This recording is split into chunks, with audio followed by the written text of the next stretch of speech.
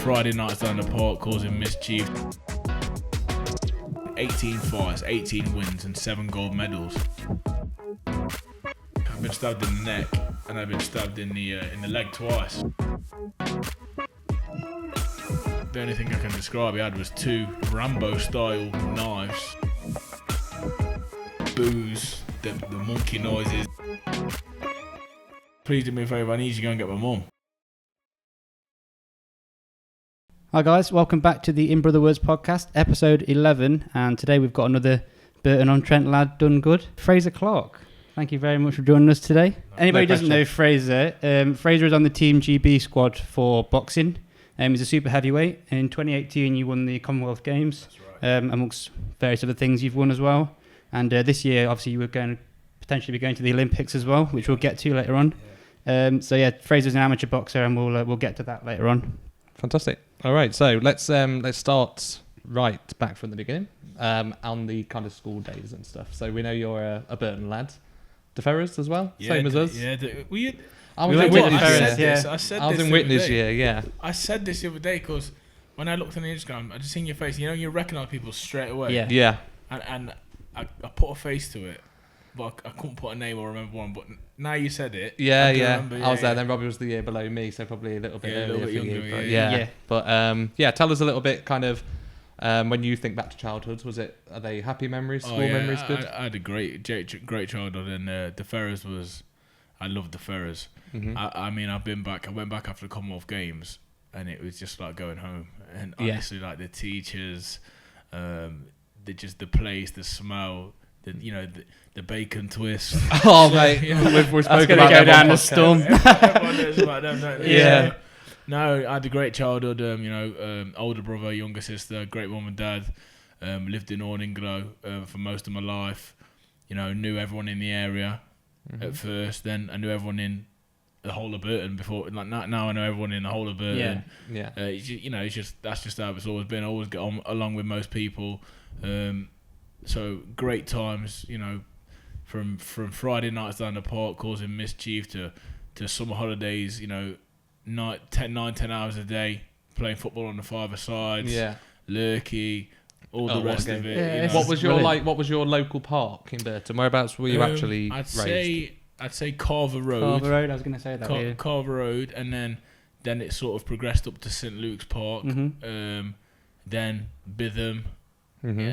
And you know what? I was a bit of a rogue traveller, to be fair. I used to go in every different area because I know people from everywhere. So I'd be in Winsell, I'd be Stapenhall. I used to venture over to Derby. But I'd say my first park would be Carver Road. There's a few people down there. Shout anybody out? LJ, Luke Dillon, Hugo. I think LJ's Connor's brother. Yeah, Connor's brother. We used to knock around there quite a bit ourselves, didn't we? Luke Poynton, Hayden Shortass, Josh Williams. There's probably loads more I could think of. Owen Dillon. We'll just do an hour of that. But we had great memories down there. Football, like I say, Lurky, Codex, all them times there. It was brilliant. I loved it. So tell us then how it went. At what kind of age did boxing start to come into your life? So when did you start getting into that? I got into boxing when I was 11, and I think I was at William Watson first. That was my school. And you try every sport, and then it was literally just I was going to De Ferrers. Mm-hmm. I was that's top and bottom. I was a fat kid. I was little and I was round and I was chubby, and I wanted to lose a bit of weight. But my brother was at De Ferrers at the time. He's a few years older than me, and I can remember him coming home a few times, and he was getting into. I could hear the stories. He was getting into bother. He was having this one, and then I can always remember this, and he says to me, I said, it'll be all right next year, you'll be up there, we'll be able to look after each other. And I thought, mate, you're asking the wrong person there, because I've never threw a punch in my life at that point. Yeah. So I thought, and then I spoke to Dad. Dad was a boxing fan. I was always a boxing fan, but not as much as my dad. And then I went down there one time. I went down with five of my mates, me and 4 others, like my best mates. And, after 1 week, there was just 3 of us, then another week there was 2 of us, and then 4 weeks later, I was the only one left, and then now, 11, I'm 28 now. Yeah. I'm there 17 years later. There you go. 18 years later, I'm the only one still at it. But it's my job now. It's become my passion and my job. So I couldn't be more happy. It's not like going to work. It's just a hobby that I get paid for, and I'm hopefully gonna live a dream by doing it. Yeah, amazing. So was that Burton ABC? So is that near Carver Road, isn't it? Yeah, like 2 seconds away. So it was like 2 minutes from my house. Originally it was on Wharf Road. It was nothing but just a garage. When I first went, it was like a little setup, but I loved that place so much. It was proper like Rocky style, spit, sawdust, no running water. And the old manager Pete used to sit on the side of the ring with smoking and really? It was like proper old school. And I did love that. I think that's what made me fall in love with it. Just the smells, the people, the characters. There's no other characters like you meet in a boxing gym. I can promise you that nowhere in the world. So I really enjoyed that and fell in love with the sport from there, really. Yeah. So what's that like then, being a kid? So obviously we'll get to it in terms of you going into Team GB in your teens, but from 11 to 17, 18, that learning process and being in and around the gym, how often do you go and that sort of stuff? What's it like? So at first, it was 2 days a week I was going on a Tuesday and Thursday, and I'd say for the first, and I sort of picked up that I was getting good at it after probably about 4 or 5 weeks. I just knew I had a little bit of a knack to it, and then it went from just training in the gym to then you're at home, or every mirror you walk past, the typical boxer thing, every mirror you walk past you throw a couple of shots. So that was happening a lot at home, and then I can remember not being able to do 3 press-ups, so then the nightly thing for me was got to try and do a few more, and I could see myself improving. I could see the coaches taking to me, and I just thought, out of all the different sports I'd done at school, there was finally one that I was the best at out of my friends, and eventually better than everyone in the country at it. So it was like it took a lot of time, but it got a lot more serious, I'd say. I had my first fight when I was 14, and from then it sort of just got a lot more serious. So it was about 3 years of, I won't say playing at it, but it was more of a, you're excited to go. You want to see the other lads that are down there. You have a good laugh. You get the work done, but it's a bit of fun. So it was never. I was lucky. I never had no pressure off my dad. Even though he took me down there, he was sort of like, listen, if you want to do that, that's what you do. Yeah. I'm not going to put no pressure on you. You enjoy it. You keep doing it.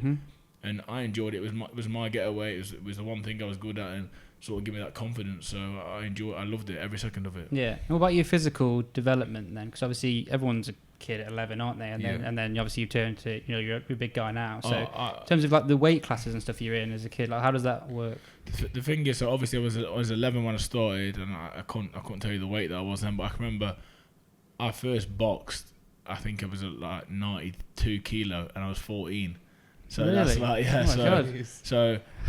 so I was always like little and chubby, and then obviously I started slimming down through training and growing, and then the height came from somewhere, and now I'm 6'6", but back then it was just like it was difficult for me, very difficult for me, because I was never a naturally fit kid. Some kids that can run all day. And natural athletes. Yeah, natural athletes. Yeah. I've never been that guy, so everything that I have to work for. Like at the minute, my fitness is not where it should be, for one or two other reasons. Mainly because I've sort of lost a bit of discipline through the lockdown, and I'm not afraid to admit that. I'm sure everyone is. People have, a lot of local people, especially around the area, would have seen me in the pubs in Swad, Newhall, Burton, wherever, and I'm not going to apologise. I'm not going to apologise to them or to myself, because I made that decision. But I'd say it had a bit of an effect on me. Now I'm back in the gym. I'm refocused, and you start living that disciplined lifestyle again. Yeah. Amazing. So I want to talk to you about getting into Team GB in the first place. Then, so how old are you, and how does that process work in terms of going from just a normal kid doing amateur shows every so often to getting into the GB team? So it was a strange one for me compared to how it is for everyone else, because I was a super heavyweight, and at the time GB was desperately in need for a couple of super heavyweights. Like it wasn't a popular weight division. We didn't have no good lads, to be honest. So I can remember I'd only had a few fights. I think I'd had 5 fights, and then I became the national champion, junior champion of England. And then I was selected to go and box for England in Ireland in a little like 4 nations kind of tournament. Yeah. There was England, Ireland, Italy, and someone else. Then I boxed for England again in the actual like 4 nations, similar to the rugby. So Scotland, England, Wales, Ireland. So and I won that. Is that still juniors? That's still junior. So I was only like I think I was 17. Just not long to 17. Then, and at this point, I'm working. Bear in mind, I've left school. I've got an apprenticeship. I'm working at Thurco Engineering. I wasn't going to be an engineer ever. It just wasn't for me. But mum and dad, you need to get a trade. Blah blah blah blah blah. Whatever, mum. Yeah, I'll listen. Apply for something. Got that. I'll give it a go. And then I got a letter through the post one day from GB Boxing. We'd like you to come up on a trial. Happiest day of my life to receive that letter. But I've heard about this. It's like hearsay. It's the toughest place in the world. The training's ridiculously hard, and I'm a chubby 17-year-old that can't run a mile, can't do 10 press ups, can't do 5 pull ups, and struggle to do a sit up. So.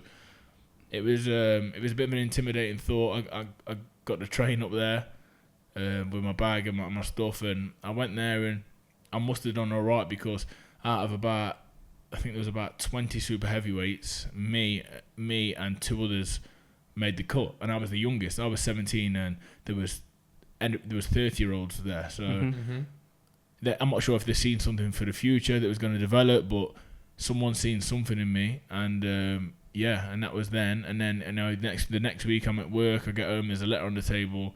We'd like you to come and train with us full time. You have to make a decision whether you want to carry on working or you want to come and join Team GB. I mean, for me, it's a no-brainer. Yeah.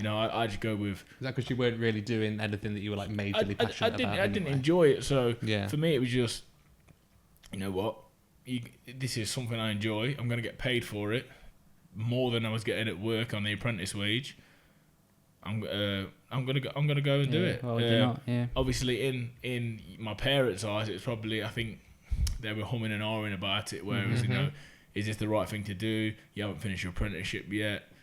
But I made that decision straight away. In my head, it's a no-brainer.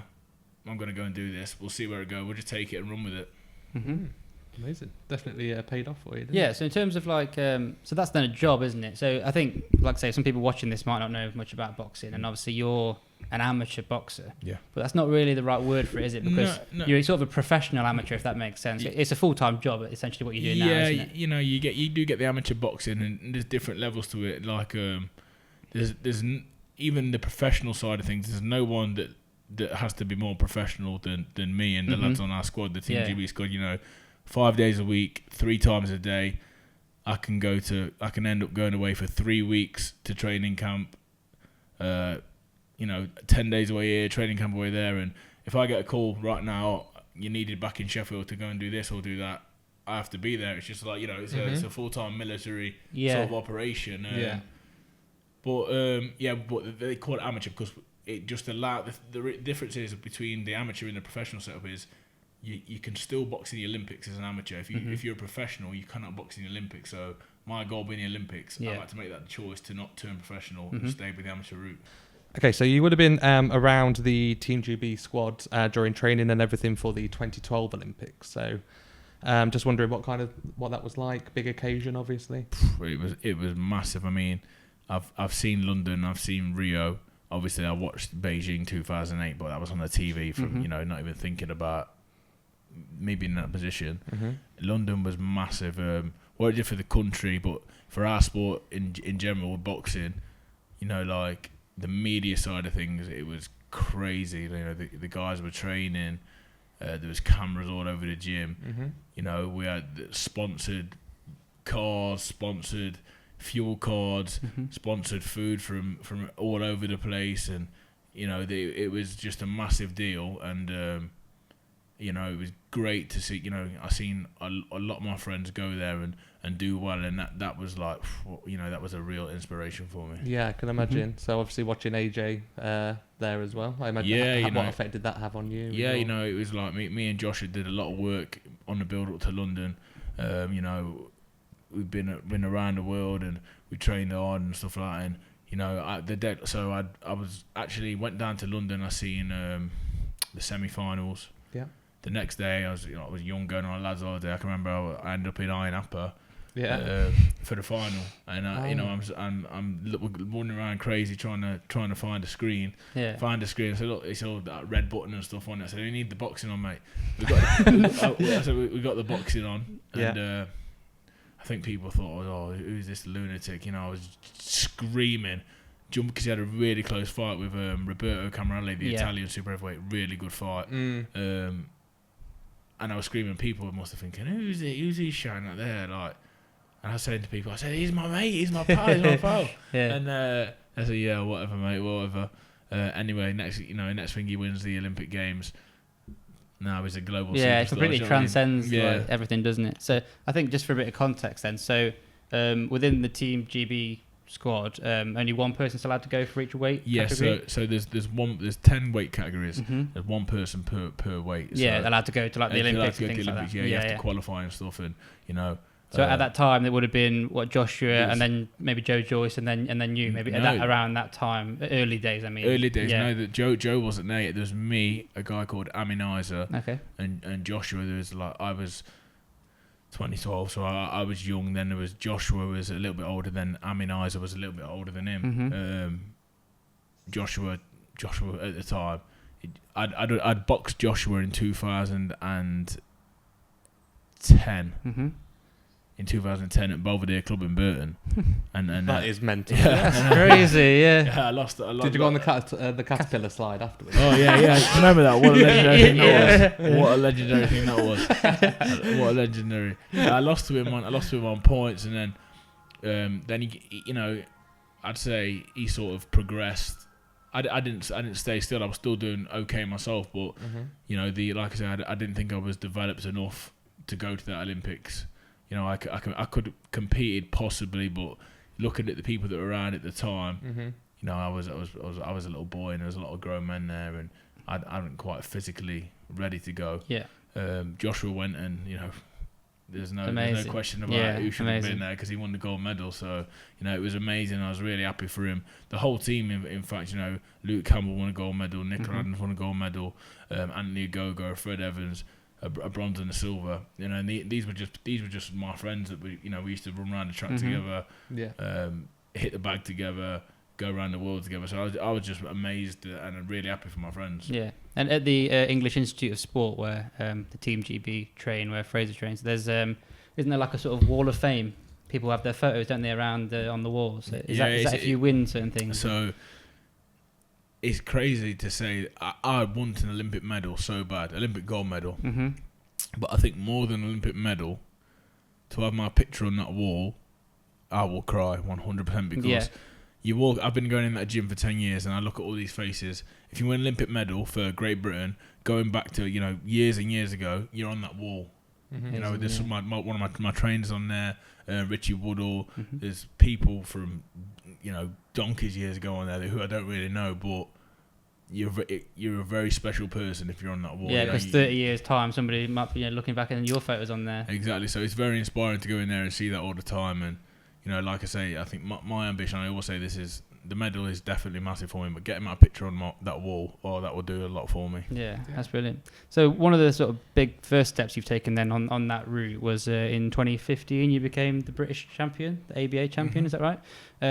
So again, for context, people who don't know, so the list of the people who've won the ABA as a super heavyweight includes Joshua, Tyson Fury, David Price, Chisora. You go back, there's basically anyone that you've seen on the TV that's done well in the heavyweights have won that national title. Yeah. Frank Bruno, it goes back for years. The list is endless, and that was at the time, that was like my massive goal was to become the national champion. When you first start boxing, you're not really thinking about Olympics. National title. I'd won it as a junior, Then I'd won the like I said, the Great Britain Championships as a junior. Yeah. Next thing you know, you won that senior elite ABA Championship, and I'd had a bad time in it. I'd got to the final twice. I got to the semi-final once. You know, I first went in there when I was 16, because back then you could sort of you could go in when you're a lot younger. So I think 17 the first time I went in there. It's 18 now, FBA 18, but I went in there at 17. I did well, I ended up getting to the semi-final, and I was 17, I ended up boxing a 30-year-old. I was doing all right, but in the end, that maturity just got the better of me. Strength, isn't it? Yeah, it just got the better of me, and I lost. So, and then I got to the final, I boxed Joe Joyce, and I lost there. And then I boxed Joe Joyce again and lost to him again. So I was having a terrible time getting this national championship, you know. And in 2015 to win it was the best feeling ever. Not just for me, my amateur coaches that had been with me from day one: Richard Joyce, Trev Marler, you know, Pete Holmes, Tommy Bickle. These people, Matt Sturgis. It was unbelievable. You know, I could see how much it meant to them. Yeah. And by that time, I had my eyes on it. It was 2015. We got Rio next year. My eyes were on Rio, but to win that for them, I got a title belt, which I keep meaning to. You know, I'm going to go and give it to Richard Joyce, because he was my first main trainer, and you know, without him, I wouldn't be in a position with him now. And I love him to pieces. You know, he's been like a father to me for years. Don't speak to him as much anymore, but I know if I pick up the phone tomorrow, I can ring him, ask him anything boxing related, anything life related. So that national championship meant a lot to me, and a lot to the Burton Boxing Club. I was going to say, so you know, like Team GB, say if you win a medal at the Olympics, that's like a major thing there. For like a more sort of local boxing club like Burton, is it having an ABA champion like really? Oh, if you got an ABA champion, you're doing well. Your club's doing well, and that's to have one. Like I think we've had in the last 30 years, I think we've had me and Neville Brown win it at senior level. We've had a few youth champions, Tom Shaw, who else? Adam Eunice, maybe a couple of others that I can't think of. But if you've got a senior elite champion, you know, there's only 10 every year. There's 10 weights. There's only 10. So it's very back in the day. You know, I think now it's all about if you turn in professional, you want an Olympic medal to go with, because it sort of gives you, you know, well, as an Olympic medalist. Yeah. Back in the day, if you won an ABA title, you was turning over as a professional, and you was a big deal. Yeah. You was going on to TV. Do you know what I mean? Yeah. Like I say, you just look at the list of people who've won them. Exactly. Yeah. Very prestigious. Yeah. So then the 2016 Olympics that you just mentioned. So going into the Olympics, they have the Olympic qualifying events, don't they? So I think you actually won the one, didn't you, for the 2016 Olympics? Oh yeah, so they have it's like the test event now. Yeah. It's a test event. So basically, the exact spot where the Olympics is going to be, they just want to do a little like trial run. Basically, they'll do that in probably the December before. I went to that in Rio, and I boxed 4 times. 4 people that ended up going to Rio, beat them all, won the gold medal. You know, it was great, but then you weren't chosen for the actual Olympic team. Joe Joyce went instead of you. Joe Joyce went. I think, you know, I lost to Joe in the ABA final, and then from that point on, it was really hard to play catch up. I think I went on a run of 18 fights, 18 wins, and 7 gold medals, and it still wasn't enough to catch him up, because he was winning, I was winning, but because he started just above, it was hard to catch him up. Yeah. And, you know, I'm a bit gutted in the sense that when I was over in Rio, I went to watch the lads. You know, I went to support the lads and help Joe in preparation. And when I looked at the draw sheet, I think there was 16 people fighting, and I'd beat 12 of them in the previous 12 months before. Yeah. So it was just like, if only, you know, if you could have 2 from each country, we'd have been flying. It probably would have been me and Joe in the final. Probably in the final, wouldn't it? Yeah. But you know, that was the best form of my career. 2015, 2016, I was absolutely flying. You know, 2014, I beat the guy that won the Olympics, the Olympic champ Tony Yoka, who beat Joe in the final. So you know, it just shows the form I was in. And it was a gutter to take, but at the same time, I'm not a bitter person, and Joe worked. Joe is an absolute workhorse and worked very hard. Not just the fittest heavyweight, probably one of the fittest men I've ever met. So, well deserved. And for him to go and get a silver medal, which I think personally should be a gold. I was going to say, what did you think of the final? Because it was quite a controversial decision, wasn't it? There's a lot of talk about it, and for me it goes down as one of the real stinkers of Olympic boxing. Yeah, I would agree. Obviously we work on a 3 times 3 minutes point system, and if you any of you get the chance to watching, get onto YouTube, put in the Olympic final super heavyweight 2016, you'll see that our man Joe Joyce, for me, he got robbed. But he boxed another good friend of mine, Tony Yoka, French guy. We're one apiece. I boxed him 2009, lost to him. Boxed him 2014, beat him. He's now the Olympic champion. One day I'm coming for you, Tony. If you see this podcast, mate, one day I'm coming back. I need to show you who's the man.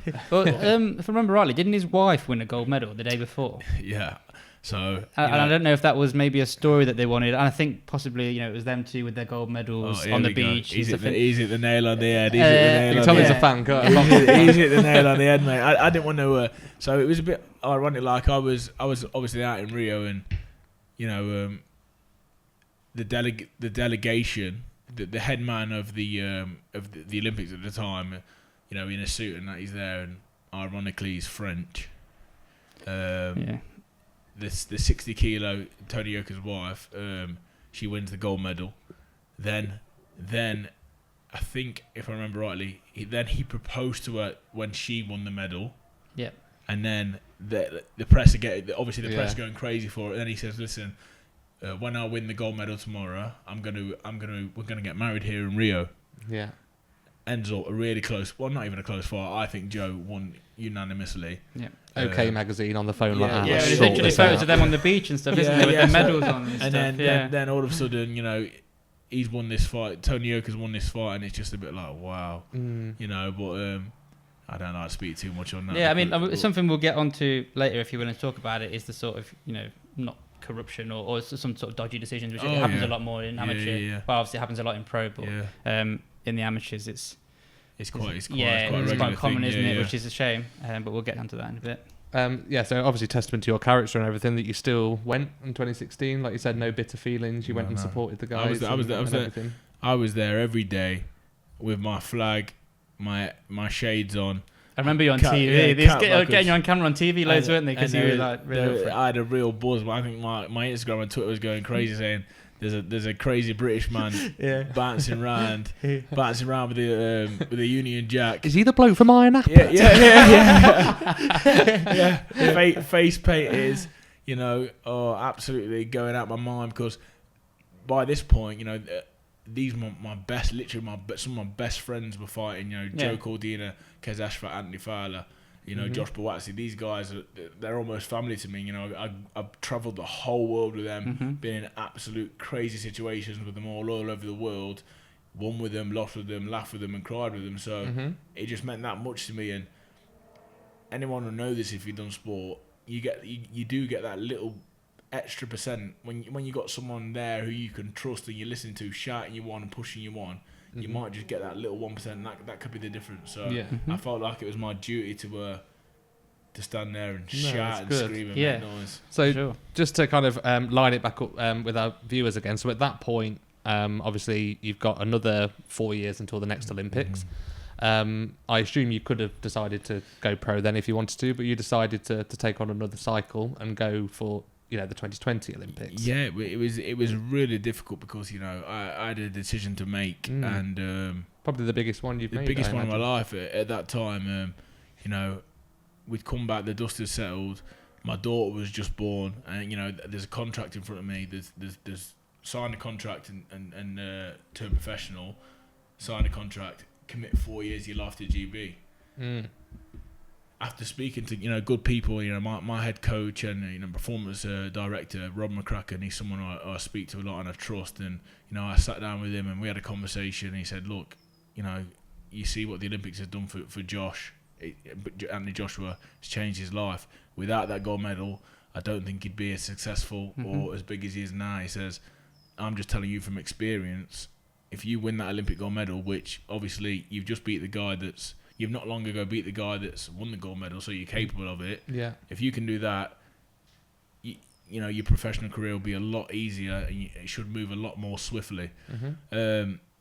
so after a few negotiations with the team at GB and speaking to Rob, obviously once again someone I trust, speaking to just good people in boxing, my amateur coach, spoke to Joshua and a few other people. I thought, what, we'll have one more crack at it. 4 years, I weighed up the time. I'm going to be 29 by the time the Olympic comes. I've still got enough time to go and have a good professional career. Yeah. Heavyweights naturally have that little bit longer in the professional game. Yeah, I think your prime's like 32, 33. So I thought, what, I'd already been there for like 8 years or whatever it was. I thought it'd be a sin to not go and come give this them far. come that far. So 4 years is a long time to commit, and it's been a mad 4 years since. But I love that program has made me to the person I am today. GB boxing has made me into the man I am today, and for all my rights and all my wrongs, it's the one place in the world where I go back to, and it's quite sad, but it's the most comfortable place in the world for me. It's the place where I can work my hardest. I can get into the best shape. I can get into the best mentality ever. Do you like training? I love boxing training. Love boxing training. Not the biggest fan of running. Strength and conditioning. I do like strength and conditioning, because it sort of interests me because I learn a bit. When I first went to GB boxing, my strength and conditioning was 10 press ups, 10 sit ups, a couple of squat jumps, some burpees. Yeah. And then then obviously over time the sports science thing has come into it. So now it's you're looking at everything. They've got percentages. You're having your body fats taken, blood samples, everything. They're full-time scientists there. Yeah, full-time. Yeah. Honestly, we have the lot. We are really privileged, and they're constantly working on ways to do things different. I mean, I still like the old school approach. Get on the floor, do the press ups, do the sit-ups, but. I think modern day boxing now, if you're not doing the strength and conditioning side of things, you're going to struggle because it is a massive help. Yeah. Do you think when you eventually do turn pro, obviously Anthony Joshua trains still at the AIS, doesn't even though he's pro. Is that something that you've thought about potentially something you'd do yourself? If you could? It's an option. I think it is an option. I think obviously do well at these Olympic Games. I think it becomes a bigger option, and obviously it's worked well for him. So I have no shame in saying I literally model a lot of myself off what he does because look at the successes. Absolutely nothing wrong with that. Exactly, I'd be stupid not to. And when I do see him, I'm like a sponge. I look at what he does, how he does it. He's a good guy and someone who's good to follow. So, if that option became available, it's something I'd definitely think about. But there is also other trainers that are great. I already work with one of them, in a professional gym, just a bit of extra training for myself. So, do you mind saying who that is? Yeah, that's Grant Smith from Steel City Gym. Okay, yeah. He's got his son Dalton Smith, who just had a big win. He's got former world champion Charlie Edwards and his younger brother Sonny Edwards, who's British champion and whatnot. So, I've really enjoyed. I've been working there for about 3 months, 4 months, and I've really enjoyed it. It's only once or twice a week, but it's something different. But it's still in Sheffield, still at home. Yeah, well, I went to uni in Sheffield. I don't know if I've mentioned this, but I love Sheffield as well. Yeah, so, I love Sheffield. What a place. What a place. Amazing. We won't talk about the Tuesday nights. We'll leave it at that. We won't talk about Viper Rooms on a Tuesday. Because I've never been there. Okay, so next sort of chronologically then, so around that time was something, quite a major incident in your life. I believe this was like late 2016. Yeah. I think your daughter had just been born, and you went on a night out in Burton. Yeah. And you got stabbed. Yeah. So could you sort of tell us that whole story? I'm sure you've told the story a million times. It's something I like to talk about because it obviously raises a bit of awareness. So that was basically, the traditional wet the baby's head sort of thing. We had everyone at mine before, probably a group of 12, 13, 14, I don't know, people. A lot of drink going down. The aim is wet the baby's head, get the dad as drunk as possible. So I was all right though. So it was in my dad's got a little shed at the bottom of the garden. Was down there, everyone having a drink, whatnot. Went into town as usual, done it a million times. Went to a few different places. Ended up going to an association bar. The Holy Grail. The Mecca. Yeah. The Mecca. And like I say, I've been I've been all over my whole life. I've never really stayed in one place. I know people from all over the country, but I know, obviously Derby's the second city to us, so know a lot of people there. I had, a few ups and downs with a few different people there. I walked into this place and straight away, just out the corner, I spotted a group of people, and I could tell straight away there was a bit of a bad vibe, bad feeling. But I sort of stayed away from them, enjoyed my night. It was fine. Then, for one reason or another, we ended up bumping into each other, and it just turned into what I thought was a fight.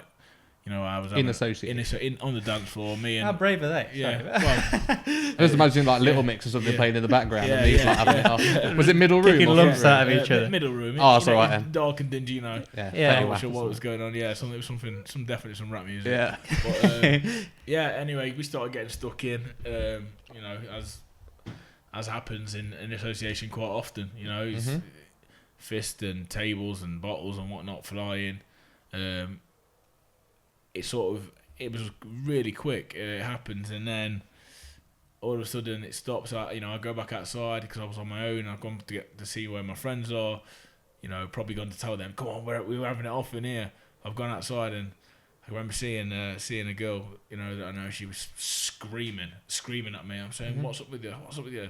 I can remember getting close to her. As I got close to her, the blood squirted under the girl. I was like, whoa, what's that coming from?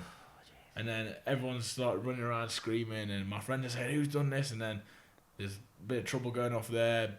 Security guards come and got me. He's trying to take me out, and my neck. I've been stabbed in the neck, and I've been stabbed in the leg twice. Jeez. So I didn't even realise about the leg.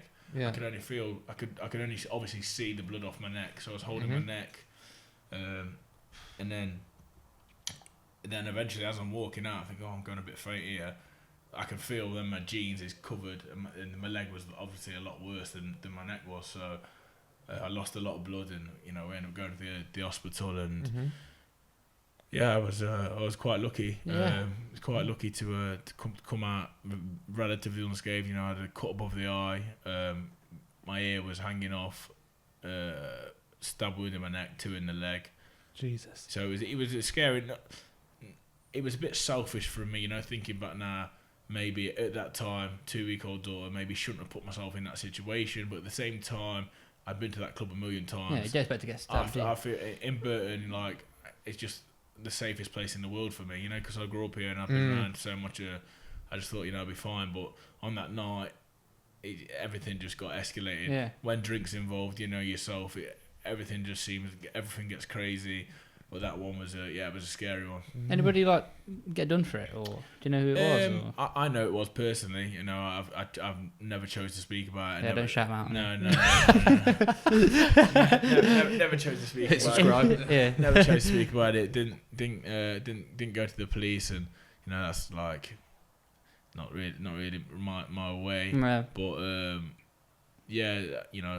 that's not really what I do. But I know, and but them things happen. It's in the past now, and I'm past it. Can you remember what your original thought was? Like when you said, "All right, you've come out the club," that girl has sort of shown you that you've now been stabbed. At what point did you sort of think, "I'm a professional boxer. I might not be able to box ever again"? Does that ever come into your head? Or? Yeah, well, I've got quite a big group of friends, and like I say, I know everyone, and it's sort of spread like wildfire. It was on social media straight away. Yeah, like the news you've been stabbed. It was on the news, it was on social media. I mean, the hospital, Burton Hospital, I'm not sure they were prepared or expecting what happened, because the amount of people that turned up at the hospital was unbelievable. And I had people in there, just worried about me. I had people in there that were ready to go to war. I had a lot. It was all going on, but it was when I seen my dad was there and he was upset. My mum was upset, and when I seen that, and then obviously the whole time the first thing that's in my mind is I know I've been stabbed, but I felt okay. And then as I'm losing a lot of blood. The only thing in my mind is, oh my God, I've got a 2-week-old child. Of course, I love to pieces, and I was just getting upset because I thought, if I can't see her again, Or the thought that had it been an inch either way, you might not even be where you were then. I just felt selfish, and I just felt really bad on my daughter. To be honest, I just felt awful that it happened, and you know, I'm not going to say that I'm an innocent party because, you know, that night I was drunk, and you do what you do when you're drunk, and I'm not saying, you know, I was just a victim because I probably shouldn't have been in that place that drunk, and I don't know whether it was a barge or a not drink or whatever happened, but yeah, no excuse for there's no excuse ever. But my whole thought process was I just need to be okay to get back and see that little baby. Yeah. I've got to look after her for the rest of her life. You know what I mean? So still make it to the splash van. Mate. Imagine holding you. Oh mate, the only splash was my clothes. The splash was covered in blood, mate. It was all over. But yeah, it was a terrible thing. And like I say, you're 100% right. There's no reason for anyone to ever carry a knife, let alone think about using it. You've done a bit of campaigning, haven't you, for anti knife? Yeah. I've done quite a bit, and like I say, any time I do get the chance to spread the word, I will do. It's a terrible thing. They're terrible things, you know. If you use them in the wrong way, obviously, knives are for chopping up your dinner, and that's as simple as that. Like, you know, you don't need to take them out. You don't need to stick it into someone else because it just causes a lot of hurt for everyone. It's a strange decision, isn't it? To like, you know, you go on a night out, you know, we've got my keys, my wallet, can't forget my knife. It's a strange thing, isn't it, to think that some people have that attitude. It is. I mean, you know, like I say, I still can't condone it, but I know a lot of people come from different backgrounds, different environments, and I think it's trying to educate them people that this is still the wrong way. No matter where you're from or your upbringing, or you know what you have got, what you haven't got, what you think's right, what you think's wrong. There's just no two ways about it. That's a wrong, and that's it. That's the top and bottom of it. Yeah. Okay, so then go on to another sort of not similar topic, but I suppose it is a bit similar. A few months later, after you've now recovered from your injuries, you were down in London for a WSB boxing event. Yeah. WSB is like World Series of Boxing, which is sort of somewhere between amateur and pro, I suppose, isn't it? Yeah, it's like a middle ground. So you box 5 3-minute rounds with no vest on, professional format, professional scoring. And you're on the team of a franchise. So we was called the British Lion Arts, and every country around the world has their own team. Yeah, it's a bit like Champions League of boxing sort of thing. That's the way I can explain. Yeah, and I think a lot of people who turn pro, having had quite a few of those fights, tend to go faster, don't they? In the pros, people like Lomachenko, and Usyk, people like that. There's been some great fighters in there. You know, current world champions. Yeah. You know, they've all done that, and it's a real tough format of boxing. Yeah. Because you're boxing, the best kids in the world over 5-minute rounds in small gloves. Yeah. And the referees are pretty lenient and let a lot go. So it's a real tough one. But you fought the Cubans, didn't you? And I think you were 4-0 down until your fight, and then you won, didn't you? It was 9-0 down. There was only 10 of us there, so that was a bad day. Yeah. But good day for you, though. Yeah, good day for me.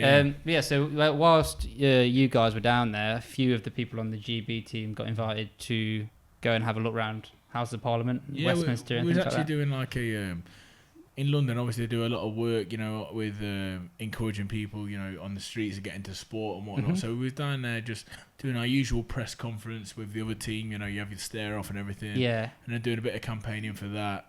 Just a normal day. Yeah, well, there wasn't just a normal day because it happened to be the day that there was a terrorist attack at the Houses of Parliament, and you were there when it happened. Yeah, you know. Again, can you tell us the sort of full story? Yeah, I'll tell you now. So we just finished the little press conference, and it's a big building, by the way. We was making our way back to where the coach dropped us off, and you know, we're walking back. What I can remember is, you know, I'm walking through this building, just looking around. You've seen it on TV. Everyone was out in the House of Parliament. You have a look around. You know, to me, it's just another building. But I was looking around. There's a room that's full of art. I can remember walking. Me, a guy called Callum French, Pat McCormack. Clear as day, I can remember it now. We're walking out. We're in front of everyone else. The whole team were in front of them by a mile. Don't ask me why. I think we was hungry. Longer legs.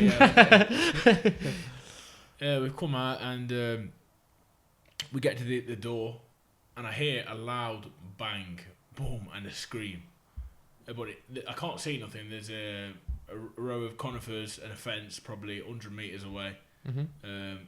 And me just thinking, lad bang, scream, car crash, we're in London. It's not so normal, is it? We're walking up towards the gate where the coach is. See people running, screaming. Once again, I don't know if anyone's ever spent any time in London, but people running. I lived there for a year, and I know exactly what you mean. People running, people screaming. It's not that unnormal. It's not the most unusual thing you'd see there, is it? Then my mind started to go. Police officer ran past me. Vroom, vroom. 2 or 3 police officers running that way. Obviously, me and the other 2 lads, we're careless, not caring the world boxers that don't really have a lot going on upstairs. So we're still walking to the gate. A fella come around the corner, and the only thing I can describe he had was 2 Rambo style knives. We're talking this big, and he was anyone who he was just attacking like whatever he could, which happened to be a police officer, PC Keith Palmer, who tragically lost his life on that day. They sort of, I can remember him getting tangled up, and this his guy was stabbing him in his back, in his head repeatedly. At that point, I think naturally we froze for a minute. Whoa. So could you see that? Were you this is probably 30 meters in front of me. Wow. I'd like to sit here and tell I was ready for him to come down to me, but I honestly froze for a second, like you do. It sort of went in a bit of slow motion. Then a fella comes like you're in London. It was almost like a James Bond moment. A fella walks up out of nowhere, pulls out a gun, bang, bang, really? Shoots him twice, kills him. Just in front of you, someone die in front of you. Someone die in front of me. Seen 2 people die in front of me. So the police officer managed to run down the road a bit. Boom, fell over. Yeah. He's in a bad way. A lot of blood coming out off him. There's another fella just been shot there. One of my coaches, he's been in the army for a long time, and he, credit to him. He's one of the first responders. Tony Davis, he was like first on the scene. He jumped down, he got right into it, and he did his best to help the officer. But obviously, from what I could see anyway, I didn't think he was going to make it because these knives, like I say, proper Rambo style knives, and in and out of the fella, and God bless him. He was trying to protect and serve like his job is, but you don't expect that, do you? So and then the building got locked, so we got shoved back in the building. The building's locked. Yeah, you're starving still. I'm starving. No, literally, I'm starving. Bit shocked. The building's locked, and like I say, it's a bit like a film. Everyone in the building at this point is screaming. It was so crazy. So that you have people walking all around in suits. There was a junior school there on a school trip. Oh, no. There was, there's just people everywhere in there. It was absolutely full, screaming. This is all immediately after. Then it's only when you look on your phone, I realised he's run over 10 or 12 people on the bridge. On the way there. And then then there's TVs in there. TV gets, and all you see is terror attack. So then it says terror attack on House of Parliaments. So then I'm locked in there with the Leicester lads, and I'm sweating, thinking, is this place gonna go up in a minute? Do you know what I mean? Yeah, because you don't know. I don't know what's really going coming on next. Yeah. And then I look around, and like this is not anyone with a backpack on. I'm sort of off the other way. Do you know what I mean? Yeah. I think to myself, you know what? Then next thing, my phone's going like the clappers. Mom, I've been in a terror attack. Yeah, whatever, Frazer. What you just woke up, or you dreaming or not? Mom, I've been in a terror attack. I said, get the news on. Yeah, turn the news on. She'd get the news on. So then, obviously, my whole family's in a panic. And then, because of the seriousness of it, they're like, this is the level it went to. Everyone's phone, boom, wiped. The phone was out of use. I don't know what. Like, this is... In case somebody in the building was going to use their so phone to do a bomb or something like that. Phone went out of use. Then, like I say, the film style, the police come in with the big rifles, running around, everyone down, everyone on the ground. I'm like, this can't be happening. Everyone on the ground. Wow. we're all on the ground. There's windows. There's people in windows with guns. Yeah. There's people at doors with guns. You're not allowed. If you got your phone out and took a picture, you was in big massive trouble. Obviously, I'm with a bunch of crazy lunatic boxers. From the northeast, Scouts. They're just crazy people. Yeah. They're just videoing about like it's nothing. Where were you supposed to be then? Were you supposed to be going to somewhere else in preparation for the event? Supposed to be going back to the hotel for lunch. Yeah. Was it the next day, the boxing? The boxing was the next day. Yeah. This is like we had to weigh in the morning. We done the weigh-in, did the press conference. Yeah. The fight's the next day. But us and the Italian team who were going to be fighting, obviously everyone's a bit terrified. So I'm fighting this fella tomorrow. Me and him, we're cuddled up in the corner. off, a bit like, what's going on? But yeah, I was in there for about 8 hours. Stuck in there for about 8 hours, and it was just a lot of panic because no one would really say anything. Yeah. Then we was evacuated out of there slowly, in different little groups. Got on a coach and ended up getting home. I think we got home about, with the traffic and everything else, we got home about 12 o'clock, and everyone was asked, listen, we can call this boxing event off, no problem. Who wants to box tomorrow? The lads had made weight, so they'd gone through all the sacrifice. We'd all trained hard. I said, raise of hands, and 5 fighters, 5 people put their hands up, said we want to fight tomorrow. Oh, okay. We want to dedicate a bit to everyone that's lost their lives today. So we ended up boxing anyway. But and then I can remember the coach come from us outside. Tony Davis, obviously, who was on the scene straight away. He came to we was waiting. We're all waiting for Tony. He's cool, man. God bless him. He was white as a ghost. He had blood all over his clothes. I've never seen a man age so much in 8 hours as poor Tony that day, and I think it's still with him now. And he, like I say, all I can do is credit Tony on that, because he really, really, did what he could. And he's a bit of a hero for it, to be honest. Yeah, 100%. Have you had any support after that day, either yourself or the people on the team? Yeah, we was offered it, and we was offered support, and I can remember my phone was going crazy because we actually had a video. Me and the lads there, we had our phones out. I know this is a bit bad, and it's just the world we're in now. It's a natural reaction. The video comes out, and you see the fella getting shot and whatnot. So there was media onto us straight away. They wanted to buy this video. They wanted to, and I was just like, I need to pass this over to someone. This is a bit out of my hands now. Literally, reporters from all around the world. How they got my number, I will never know. But I had hundreds of messages. The next day we fought, obviously in London. Then I've gone home the next day. I'm at my nan's house. Reporters outside. I'm doing interviews in there. I'm on TV with Piers Morgan in the morning. It was just all a bit of a crazy few weeks, to be honest.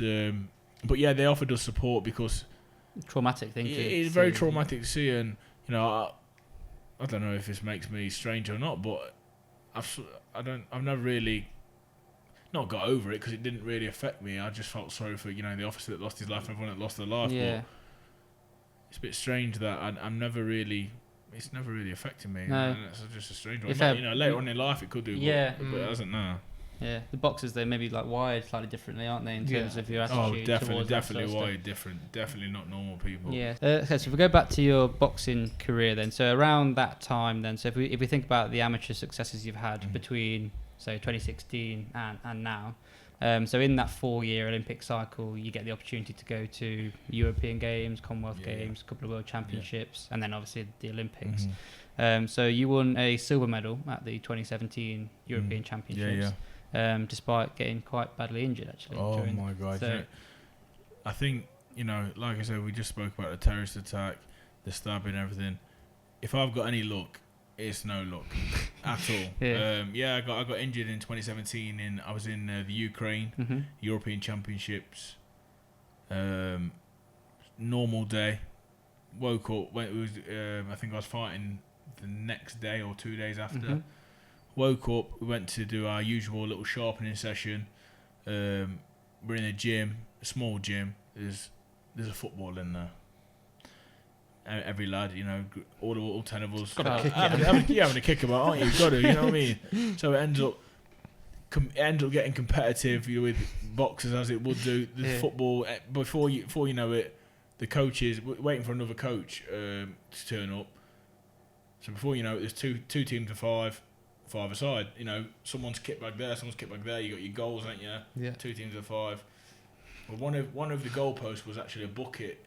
Bucket had a bit of water in it. I think there was a leak in the roof. That's the level of boxing. Balls at the post, bit of water on the floor. I'm obviously top striker. I'm up front. The goalkeeper's got the ball out. I said, deliver it. Bring it into my chest. He's threw it over my head. I'm running backwards. I slip. Bang. Something stupid as that. My hamstring completely snapped. Come straight off the bone. Snapped in half. And the worst. I mean, I know women won't agree with me now, and they're going about childbirth, and I fully respect them for that. But this was a different type of pain. Yeah. I've got a good pain threshold. This was the worst pain. It felt I can remember my coach that was there, and he seen my face, and I knew there was something badly wrong because I couldn't move. I was on the floor for hours, and then it was only ambulance job here. So they obviously they managed to move me back to the hotel. We've got top physios, by the way, top doctors involved. Right, they strapped the leg up. I said, look, I need painkillers. They give me some paracetamol. No. Get me some codeine. I'm dosed up on codeine now. I can't feel a thing. You know what I mean? I'm knocked out. I wake up in the morning, and my leg was black. My whole leg was black, and I thought, wow, this is really something really wrong. I couldn't move again, but the decisions come.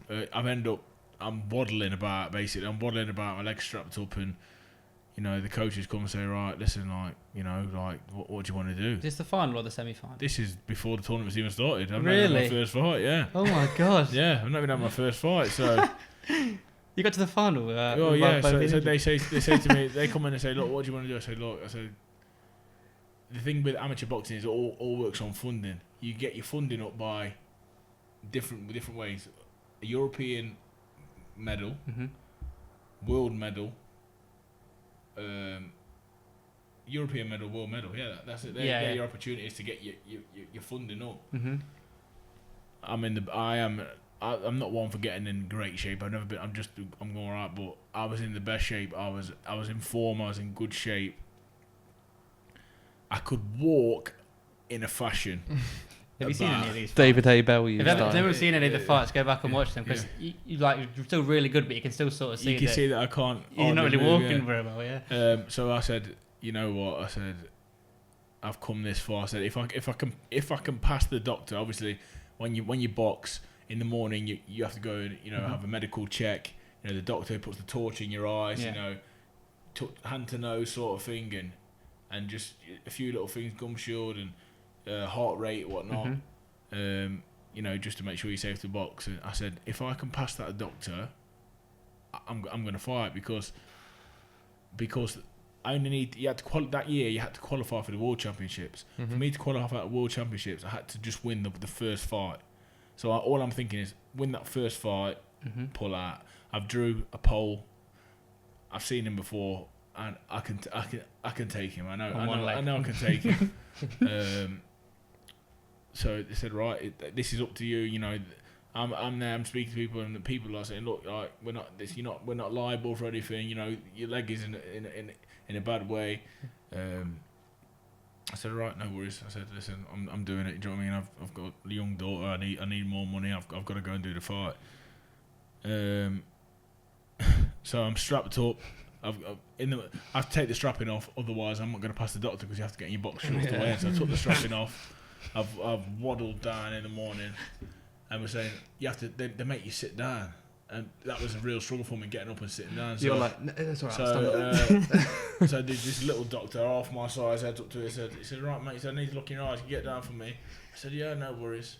I've gone, what's that over there? He's turned his head. I'm full on. I'm there. I'm tears in my eyes. I'm in bad pain. I've passed the doctor anyway. So anyway, I've ended up fighting. And like I say, I've managed to somehow I can't move, and I'm in pain every time I do. And also, just to top it off, before that tournament, I was in that WSB in March, the day after the terrorist attack. I actually ruptured something in my hand, which was desperate for an operation on. But my thoughts was get the Europeans and the worlds out of the way, then we'll operate because we've got a bit of time off. Yeah. So I had one hand as well, so I didn't have my right hand and my left hand. So I could use it, but only on adrenaline. Do you know what I mean? Yeah. Which leg was it? It was my left leg. Okay, so you didn't have your left leg or your right hand. It But wasn't my left leg.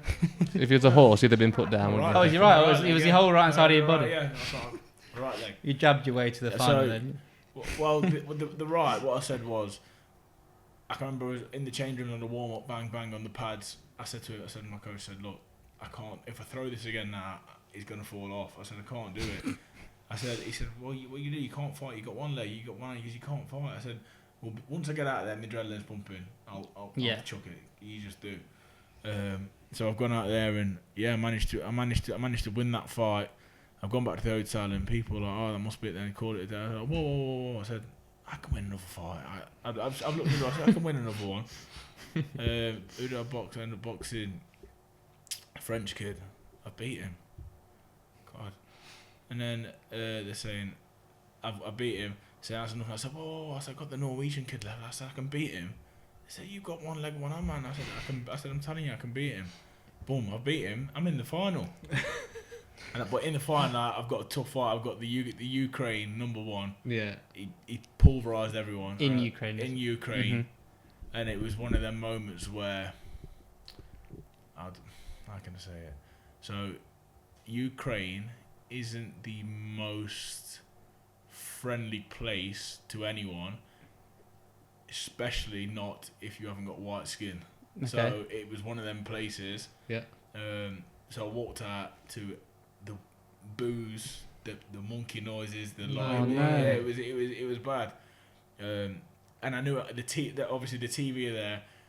But you super heavyweights in amateur boxing usually. Lightest fights first, up to the heaviest fights. So always going to be last. They've moved us in the middle for the primetime TV spot for this superstar. I know I've had a really good fight with him, and I'm thinking this can go either way. I think I might have done it. They've given him on a split. For anyone that knows, that means that 2 judges, I think 5 judges, 3 have gone for him, 2 have gone for me. But it was different in the rounds. Like they'd give it him by one judge to give it him by 1 round. So it was very close. Yeah. So, and looking back, he might have just nicked it. If I'm honest. But Yeah. I was proud anyway.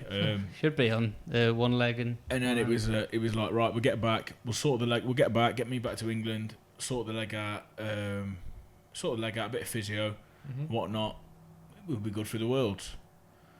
Got back and I can remember getting back and was at my mum's one day and I'd gone out all night and there's no terrible parking down Kelly Road. Terrible. So I'm parked around the corner outside my nan's. It was wet. But at this point, I'm still stumbling around thinking, I need to get back to Sheffield to get this sorted. Yeah. Wet night, early hours. Oh, don't say it. Boom, I've slipped. My phone, this is just me all over it. It's just a tip of my life. My phone's gone flying. Boom. I'm on the middle of the road, a little quiet road, Addy Road, soaking wet, water coming down. My nan's house is close. I'm literally on foot. Nan, help, run help. They're fast off. Shouting your nan because you've had a Yeah, fall. That's the wrong way around. Yeah. They're fast off. Luckily, someone's walked past. I said, "Oh, mate." They obviously, I think they thought I had a skinful. I was stone cold sober. I said, "Mate, I need you. Please do me a favour. I need you to go and get my mum." Yeah, obviously, no one else. I need my mum. Do you know what I mean? I need my mum. She's gone. She's going, right, what we do? Are we call an ambulance or what? I said, no, just get me home. I said, so we end up dragging. The stranger has got me his car and picked me up in the back of the car, took me outside my mum's house, and we ended up going into mum's. I said, look, mum, it's really bad. So she's taped me up. Yeah. She's taped me up, and I'm just on the sofa. I'm spending that night on the sofa because I can't move. I said, get me as many painkillers as you can. They're going in. Did you know exactly what you'd done at this point? The full extent of the injury? No. Clue. So then in the morning I've rang I think this is probably a Sunday morning. I've rang emergency star, rang our head physio. I said, look, I need this. all right, he's gone, leave it with me. He's rang me back straight away. We've got you an emergency scan in Sutton Coldfield at a private hospital. I said, no problem. Can you get there? I said, yeah. I said, I'm in an automatic car. I can drive it over there. No worries. Yeah. Obviously, I'm still driving. I've got there. I've gone in this thing. I think he's got right. You've pulled your hamstring, and I'm in this. You know the CT scan sort of thing. Yeah. So I'm in there. 20 minutes. Come out, and I'm just like ushering myself up, putting my shoes back on, and the woman's come out. Obviously, it's not their job. They don't really know what's going on, but she's come out, and they must know a little bit. And she's come out, and she's looked at me. She's gone, "You've really hurt your leg, you know." I said, yeah, I know, it's killing love. I said, it's killing me. She's gone, no, you've seriously hurt your leg.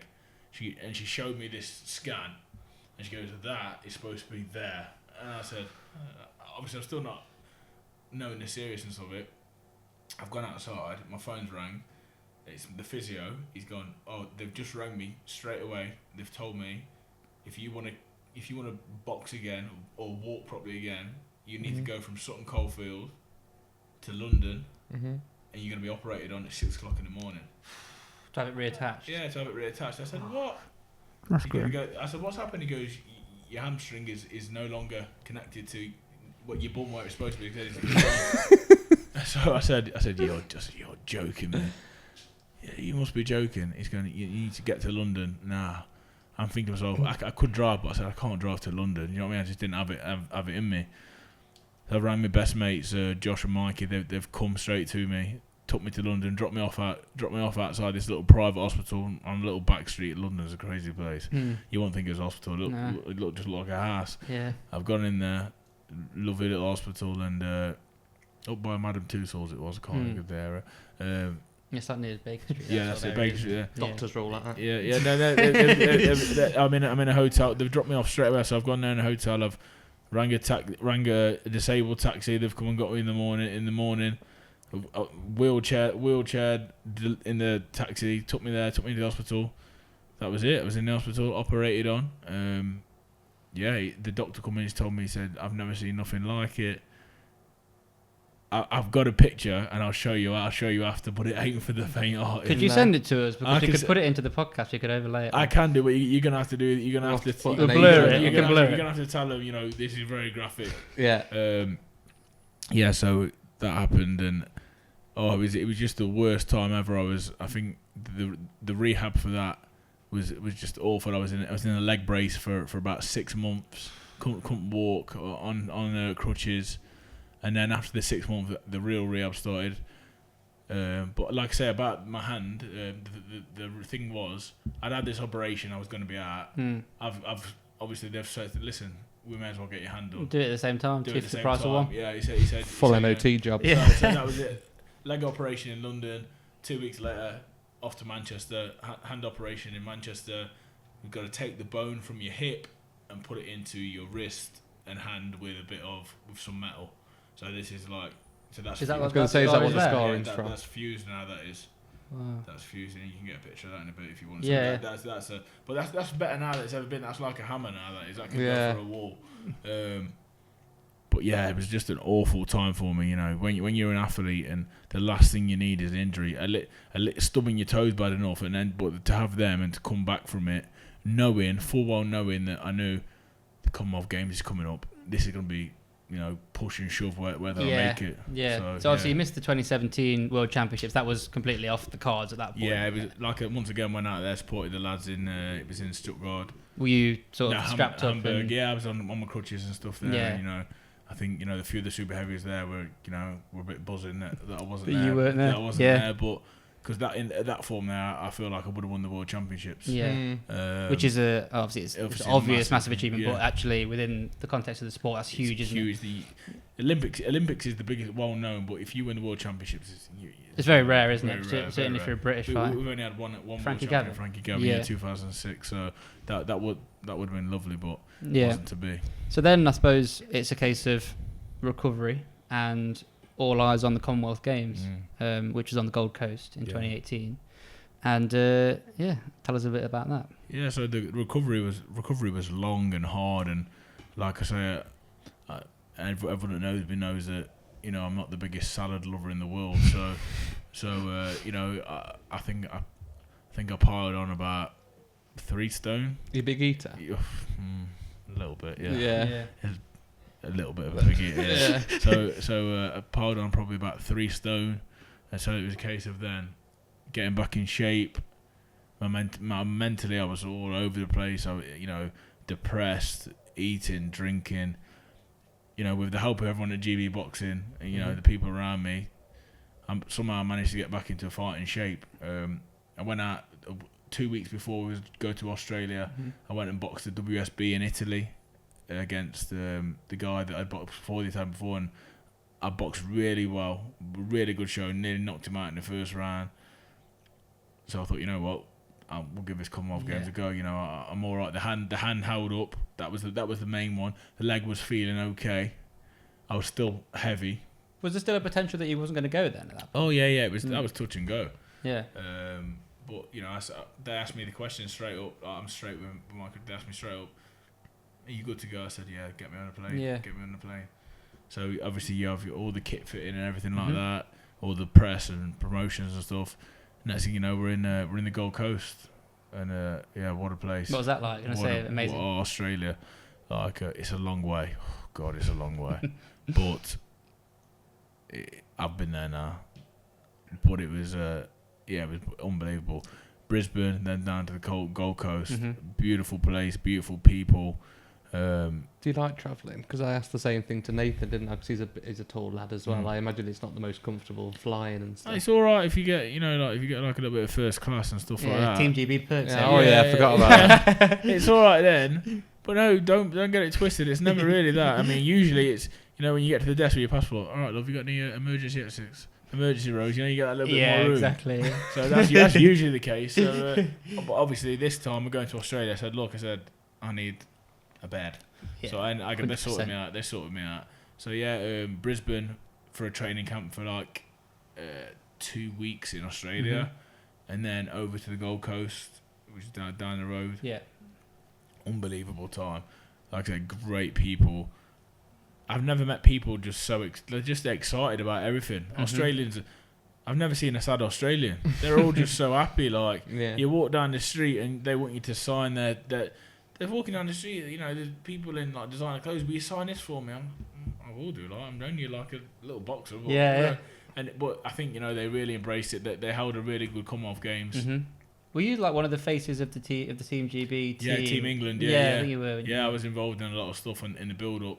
What's that like? Is it tiring or the sort of marketing?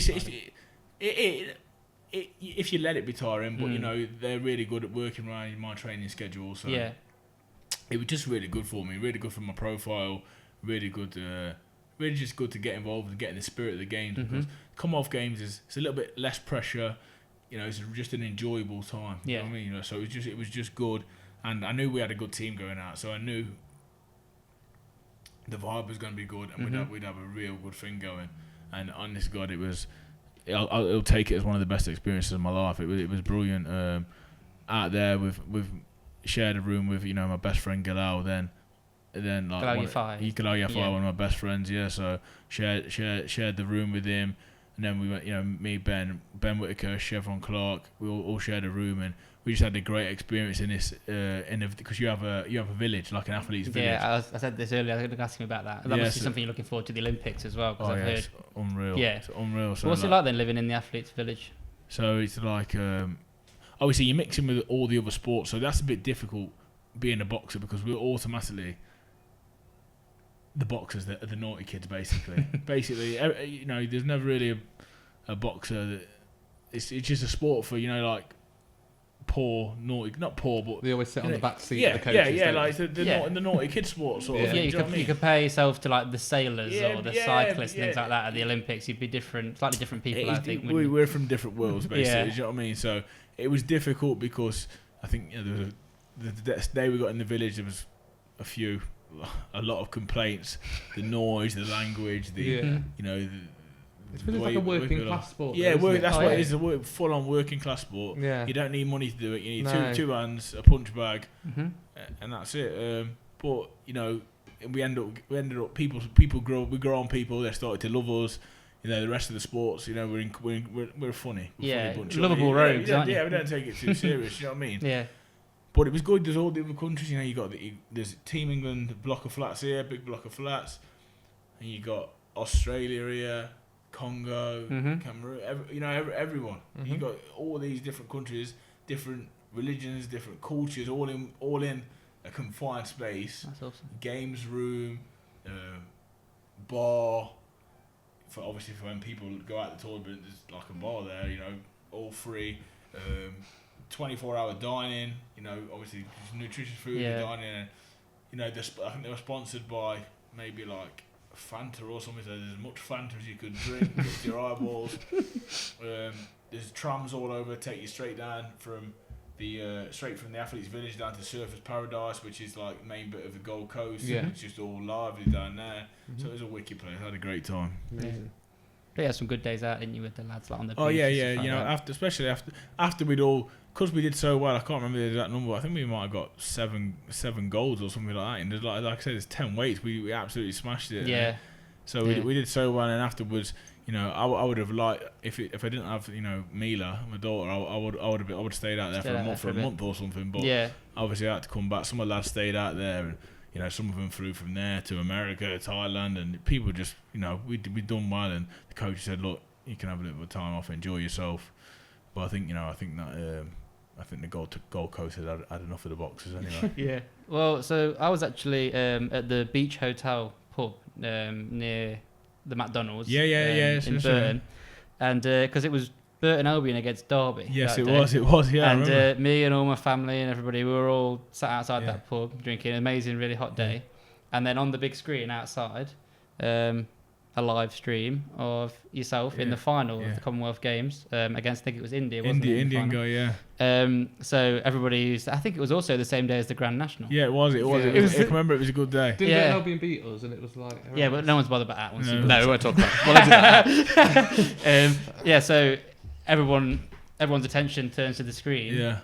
And all of a sudden... then that's the moments that really makes me happy, because I've got some videos of the loco in town, all my family and friends, everyone gathered there, and then they're probably the videos that make me the happiest ever. Just that result, and in the blue corner, I think it was a red corner actually. I think it was red. It was me forgetting. Frazer Clarke, the roar, everyone just went crazy, and it was just one of the best moments. I think it was blue. I watched it yesterday. Yeah, it might have been blue. So we were all watching it at the beach, and amazing, because you won the gold medal. So, was that the biggest achievement of your life at that point? So far, definitely. That's like like I say, it's prestigious. It's a big deal. I go places now and people recognise you for winning the Commonwealth Games. You get a great platform at BBC and everything else. So I really enjoyed it. It was a good time in life. 2018, I won that medal. It was something I'll look back on forever. Yeah, you can really see on your face, like it's not just joy. It's like a bit of sort of relief, it's that whole like say you're looking at a year, probably 18 months maybe. A year. I think I was out. I was just out. I was just out for over probably 16 months. Yeah, I think no one other than you probably knows the exact struggle that you went through to go from the end of that injury to that point. It was one of the worst times of my life, that moment, and then to have that at the end, it was like I say, like all I felt like was thank God. Yeah. So then the next year, 2019, you finally get the chance to go to the World Championship. And again, this is probably brace yourself. This is where we're now going to probably talk about probably the downside of amateur boxing. So Frazer's won his silver at the European Championships and then got injured, as we've just heard. Wins the gold at the Commonwealth Games. You're flying at this point. The World Championships, you're looking on to probably medal, which is a great achievement. You won the quarterfinal against Russia. So it was in Russia. You beat a Russian guy in the quarterfinal, which in amateur boxing means that you guaranteed a bronze, because every semi-finalist gets a bronze. Bronze at least, Yeah, so that's a massive achievement, right? You've won the quarterfinals, and then they took it away from you on sort of a reviewed judge's decision, which is very controversial. Like I say, the Russian fighter in Russia as well. Tell us how. So basically, like I say, on the build up to the Worlds again, I wasn't in the best vein of form. I'd been to a few tournaments, and lost people that I shouldn't be losing to. Discipline was probably a little bit off, and training wasn't going great. And these things happen in any sportsman career. Things just wasn't sort of as they should be. Do you know what I mean? But I thought, this is the chance now. Go to the Worlds. I'll probably make a good statement here. I'm going to do well. You need a little bit of luck. You need to box well. In my head, I'm always thinking, like obviously, just a boxing mentality is, I can beat anyone. And I just thought, what, I'll win the World Championships here. I'll make history. I'll especially after the first fight, boom, I'm boxing. I felt all right there. Second fight, I've got a tough draw. I've got the Frenchman who 2 weeks before was in Russia. He come to England training camp. That's what we do. We always go different camps, different people over sparring. 2 weeks before that, he's punched me from pillar to post for 9 minutes. He just battered me in front of all my mates, in front of all my coaches. The last thing they're thinking is, you don't want to draw this French kid. Yeah. Tall, southpaw. He's in great form. Battered me. But I will say, and people will know this, if you're in boxing, sparring is sparring and fighting is fighting. It's a different thing. People might not get that. The big gloves, the head guards, it's a different thing. It's not quite the same adrenaline. No. Not as much on the line as it would be. Not all, but like you say, like obviously the people closest to me will know that I was focused again. I didn't have that. Then other fights, I didn't really have that focus, but. Like Danny, she'll know. Like I said to her, you just watch the look on my face from when I come out of them curtains. Like I'm on it, and I knew I was on it. And I got in there, and I thought to myself, you really hurt me the other week. You embarrassed me in front of everyone in my team, the coaches, the whole gym. And I got out of the ring with the huff and a puff, and I went outside. I kicked the door off, thinking I was really annoyed. So I thought, you're having it, and. Yeah, and that was like a 75% Frazer Clarke, and I really, really give it to him. I could hear the noises, and my head coach was really happy, really proud. He said that's the closest I've seen you being back to you, than I've seen you pre-injury. Yeah. So it was a good moment. Then obviously I come the next draw, tough draw again. Russia, Maximum Babin. This is a fighter who, by the way, who has been around the amateurs for a long time and has beat Tyson Fury, David Price, myself, and Joe Joyce. So he's got a good resume. Yeah. But I thought once again, I've got height, I've got reach, I've got speed. He's just a good fighter. I'm tired. I've had a tough fight the day before, but I'll get this. I'll do this. I've got in there, and it's annoying because looking back now, I know I'm better than that performance. But still, the judges are put around the side of that ring to make a decision and do a job and judge a contest. They judge that contest. They judge that I won the contest. And it was a very close contest. I know that from being in there. He knows it's close. I know it's close. Everyone there knows it's close. But they made that decision that I won the fight. Once again, my hands raised. Unbelievable moment for me. I made history in Burton. There's been no other world medalist, and that's the massive thing for me. I've got my funding up, helps me look after my family again. I've just beat a Russian. I've got an opportunity here. I'm 2 fights away from becoming a world champion. It just in boxing, that just opens doors for you. Yeah. When you turn professional, you'll be announced as world champion, world medalist.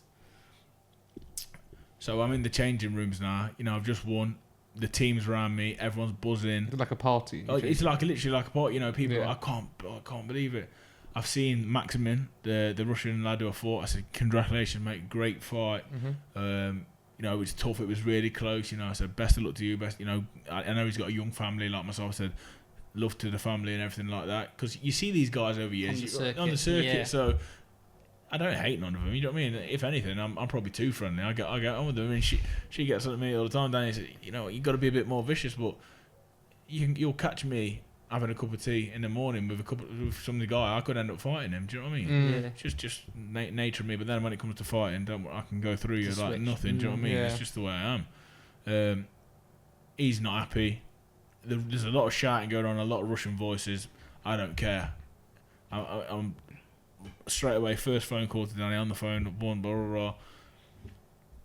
I see one of the I see a Welsh guy that I know who's quite high up in IBW. He's on the judging panel, like, head of the judges. I see him walk over to my coach, and I can see the look on his face. He's walked past me all smiling. He couldn't even look me in the face. He's gone over to my coach. Told my coach. My coach has come over to me and said, "Can I have a word?" I said, "Oh, what's up? They're appealing the decision." I said, "Can they even do that?" Is that common? Yeah, No. It's the first time it happened. That's Really? the first time it happened in. I think they could do it 30 years ago, but it's the first time it's happened since. So he's come over to me. They're appealing the decision. Well, at that point, I'm mad now, and I've gone from being on top of the world to I'm just very, very, very angry. Do you know? Yeah. Are you aware of the fact that you're in Russia and the guy's Russian? I'm aware of the fact I'm in Russia. He's Russian. My coach said, "Don't worry about it." I said, "Don't worry about it." I said, "It's going to be overturned." Like, I know the game. I've been around too much. I know the Russians. I know what's going to be like. Anyway, I've gone back to my hotel room. He's like, "Look, until we hear anything else, I get this knock at the door." They've overturned it. My heart sank. I'm in tears, aren't I? Yeah. I'm in tears because people won't understand. I could cry now. People don't understand how much that means to me. To people, it might be just a piece of plastic.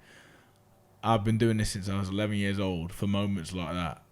For the opportunity to go and become world champion, it ripped me to shreds. At that point there, I probably thought, well, you know what? I don't want to do this no more. Yeah. It ripped my heart. Because that's worse. Like if you just knocked 7 shades of shit out of you and outclassed you, you'd accept it, wouldn't you? But to lose it like that is or even awful. if you just lost on points. If the original decision was just lost on points. If they points. said to me, I think you've lost on a 3-2 split, which is the closest you can get in boxing. I go like this. I should have done a little bit more. Yeah. And I still look back now and think, so like I say, 75%, 100% Frazer Clarke can go again, more combinations, more shots, which would have left it out of the judge's hands. Yeah. So, as much as it's broke my heart, it's a very, very massive lesson.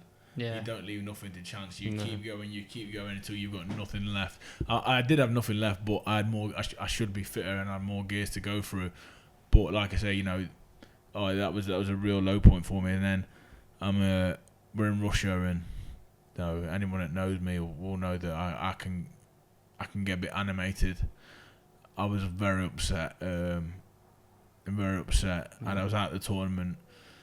I think the coaches know what I'm like as well. I can really become a bit of a nuisance. So I said a few things to a few different Russian people, which didn't go down too well. Next thing, my coaches come and say, "Listen, mate, you've got to go." I'm thinking, I'm going to get moved to a different hotel here because I'm being a nuisance. I said, "No, they want you out of the country." Really? I said, "No problem. Get me flight sorted." I said, "Get my flight sorted." What was it, about 2 hours? That was it. I was at the airport. Won't be going back for a holiday anytime soon. No, I was at an airport. My mate had gone out of the competition as well. I said, "Right, come on, you'll come with me." I said, he was like, "I don't want to be here anyway." So we got on a flight and we went home. But I think that was as much for the reputation of GB boxing, and my reputation. Because it was a good decision. Yeah. Because you don't want to be messing around over there because you don't want a little umbrella up the arse bum. Yeah. So you're saying as well that IBW, who are like the governing body, or were the governing body for amateur boxing worldwide, they were also in charge of boxing at the Olympic Games as well. And then sort of, not that this was the thing that caused that, but this, as well as some other issues, corruption and things like that, they're now banned from running the boxing at the Olympics, aren't they? I personally think that may have been the final straw sort of thing. I think, obviously, there was a lot of corruption in Rio. A lot of people got banned for betting. These judges that are judging the fight were banned for betting. And what about the Michael Conlon? The Michael Conlon situation, he was badly done against the Russian. Russians are in charge, so it caused it caused a big stir. And then I can only say that we've got a women's world champion, Lauren Price, very good fighter. She got to a world final a couple of months later. She lost originally. And I think our coaches thought, you know what, you can appeal. We're stuck in appealing, and they won it. So, so next week she comes back in the gym. I said, I've done that for you, Laura. enjoy that world. Cut that medal in A half. little bit of world champion, mate. But never mind. But yeah, like I say, you live and you learn, and horrible experience for anyone. I'm not bitter about it. Once again, it's happened. It happens. Maximum went on to the next fight and didn't even throw 10 punches. Yeah. So he's just happy with his bronze. The difference is, I would have give everything in that next fight against the already reigning world champion to try and get to the final. Yeah. But like I say, it is what it is. Yeah. So with that change of governing body as well, there was for a while a bit of a dark cloud over whether boxing would even be allowed at the next Olympics, which would have been massive, wouldn't it? Because boxing's been in the Olympics for hundreds of years, hasn't it? I mean, like I say, I might be being biased here, but apart from the 100 metres final, the boxing's everything. It's the best thing at the Olympics, isn't it? If you get a bunch of people in the street, right, you can go and watch someone swim up and down the swimming pool there. No offence to anyone, or you can go and watch someone jump over this or jump over that, or anything, any other sport, or you can go and see these two men up here have a punch up. Yeah. I know where the crowd's going to be. Do you know what I mean? Two 7 foot 18 stone blokes trying to beat each other up. That's just what it is. But it would have been a shame. But they've made the decision, and so the show goes on. Yeah. Cool. So just wrapping up with the final few bits now. We're just going to come to like the present day. Yeah. So obviously all eyes were on 2020. Yeah. And this little thing called COVID came round and kicked us all up the arse. So tell us kind of what that did for you, kind of mentally, obviously, because I can see the gold medal is still like a massive obsession with you, isn't it? I imagine that's the. It is an obsession, and during this COVID, crazy things happen. I think it sort of went down the pecking list of things that I want to do in life, but it's definitely at the top, and it's by a mile. It's my life ambition is to be a world champion professional fighter, but even bigger than that, a world Olympic gold medalist. Yeah, that's a select. Everyone in the world, and then you find the bunch of people that are Olympic gold medalists is a very, very short. You're a special person. Yeah, no, definitely. That's me, and people might think bad of me for thinking that, but I want to be amongst that small group of people. I really rate that. I think as well, because in pro boxing there's so many belts now at the top, isn't there? Yeah. You could have 4, 5, World 6 champions, arguably at one time. Whereas, like you say, Olympic champion, super heavyweight is one every 4 years. One every 4 years, and it's like I say, the list is great. Yeah. So, March, but I'm down in London. I'm boxing at the Copper Box in the Olympic qualification. Okay. I was supposed to box one night. The opponents pulled out. Everyone was supposed to come down, the friends and family. Next thing you know, the event goes from tickets being sold to it's going to be behind closed doors. I can see what's coming a mile away here. Next day, I'm supposed to fight against the Italian guy Russo. He pulls out the fight for some reason. He's not very well or something. Annoyed again. You're going to fight the next day. Croatian, no worries. WhatsApp group message. Everyone on the landing now. They're axing the tournament after this next fight. The coronavirus. At that point, I was very much. What even is it like? This is very early on. This is March 18th, 19th, maybe. No suggestion that the Olympics have been cancelled at that point. No, nothing to do with the Olympics. Just 3 weeks we'll be back on. Do you know what I mean? We'll just get sorted again. Everyone's home. Gutted. Another emotional blow to me. I was ready there and then. Do you know what I mean? Gutted. We get to. I'm home. Next thing you know, we're going into lockdown. Well, what do you mean? This many people are dying a day. This many people are dying a day. The world stops. COVID comes. The world stops. I'm out in the streets. There's no one on the roads. You can't get into the shops. The food's gone off the shelves. There's no pasta. There's no toilet roll. I went into Sainsbury's. I can remember, and I was thinking, like, I've heard a bit about it, but I'm sure it's not a big deal. Went into Sainsbury's, and everything was gone. The shelves were completely empty. Yeah. I think there was a few packets of crisps. Try wiping your arse on a packet of crisps. Exactly. He has tried. I've tried. But no, it was ridiculous. But it hit so quick, didn't it, in a short amount of time. And then that's it. Before you know it, the gym's closed. You're not going back to the gym. Yeah, so what was that message to you then? Because obviously there'll be people out there who the message was, right, you've been furloughed for a month or whatever, or we're working from home for the foreseeable? What was for the team GP? What was the... For the minute, we don't know what's going on. Stay at home, stay safe. That was the first message. Mhm. A couple of weeks later, right, can you get a punch bag set up at home? Yeah, no problem, got that sorted. Right, a couple of weeks later, doing a bit on the punch bag. Just keep yourself ticking over. Go for a run if you can on your own. Blah, blah, blah. Keep the social distancing rules. Blah blah blah. Just keep ticking over. Next thing you know, right, we're gonna get some stuff transported to you. We're gonna get you a bike transported, a push bike. Sent me that. Get out, do some biking, save your legs. Did that. Bad idea. Big man my size on a bike. It's just dangerous. I'd love to see Yeah, it wasn't good. Especially not on the cheapest bike from Alphas. It just wasn't even ready to hold me Can up. you imagine him? Yeah. I tried to do a Swad to Burton trip and it was scary. Next thing, another shipment. I get some weights, a bike. I get my mate to knock me up a squat rack in the garage. The garage has become a gym. And then nothing. No. It's just, everything just goes quiet for a bit. You're just training yourself. You're training myself. And then eventually, Zoom became massive with everyone, didn't it? During the coronavirus, Zoom. We started doing. We was doing the quizzes 2 or 3 a week. Bottle of wine, quiz.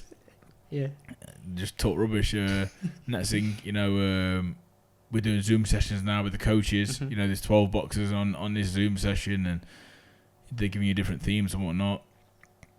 And that was it for a long time, to be honest. So what's your situation now? Are you working towards next year? So we've been back in camp now for 8 weeks. Okay. And there's been nothing going on. So we was back to be back, but there's nothing to work towards. Now, luckily this week, which is something that I needed desperately, just because I find it difficult to work with no goal in sight. Do you know what I mean? Yeah. I need short-term goals. Right? Yeah. Obviously, Olympics is a long-term thing, but I need short-term goals to keep me on track, keep me focused. Now I've got a fight date, which is 10 weeks. I'm going to box in a tournament in Poland. Just a tournament. I think it's just to keep to get everyone back in the ring. We've got a training camp in Germany, so we're back training now, and it's still difficult. We're still following the regulations to keep safe and everything like that. We're having to wear a mask when we train and stuff like this. It's really difficult, but it's better than it was. And like I say, the coronavirus was that one of them things where nothing else really matters. You know what I mean? People were dying, so I can't sit here and complain about not going to the Olympics. We're supposed to be the last day of the Olympics, like last week. I was upset, but a lot of people have lost their lives, so the world had to stop to try and overcome it, I suppose. Yeah. So the Tokyo Olympics has been postponed for a year, so it should be next August then. So yeah, all eyes on that. Yeah. There's going to be some ups and downs along the way, and like now's one of them times where things aren't going as well as they once have, but the fighting mentality that's been ingrained in me is I'll grip my teeth and I'll do what I can, and me and my family, and we'll all get stuck in together. Just imagine where you were 12 months before the Commonwealth Games. Exactly. So we'll all get stuck in together, and we'll get through it, and I'll have to be a lot of selfish times over the next 12 months, but still the end goal is that Olympic gold medal, and it's sad to say, and people might not understand, but everything goes on pause for that Olympic gold medal. Yeah. Like my world can stop as long as I'm working towards that, and it doesn't really matter. Do you know what I mean? That's life. Yeah, it's amazing. So obviously, headlines kind of dominated by COVID. I know you're a pretty open guy, and as discussed earlier, you're happy to discuss any topics. Yeah.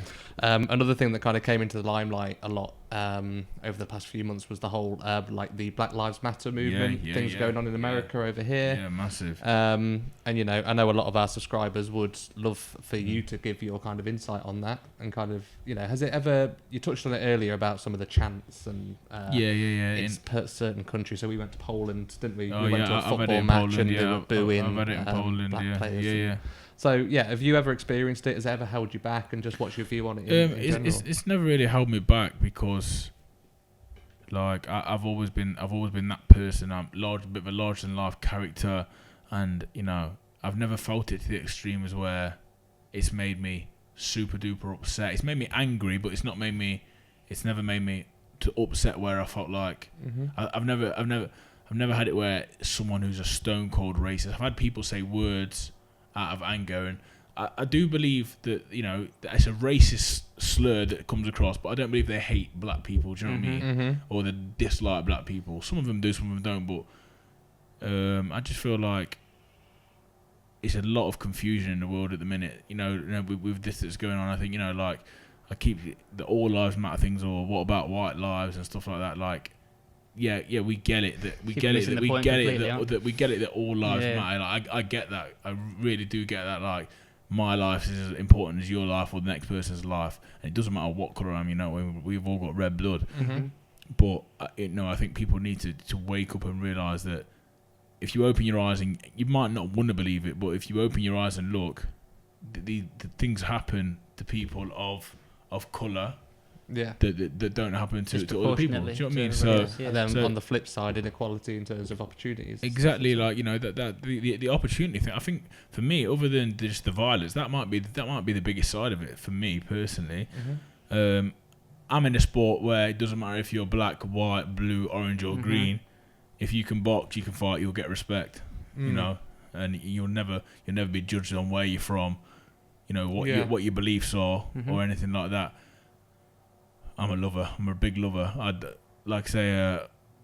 I can walk into any country, city, wherever.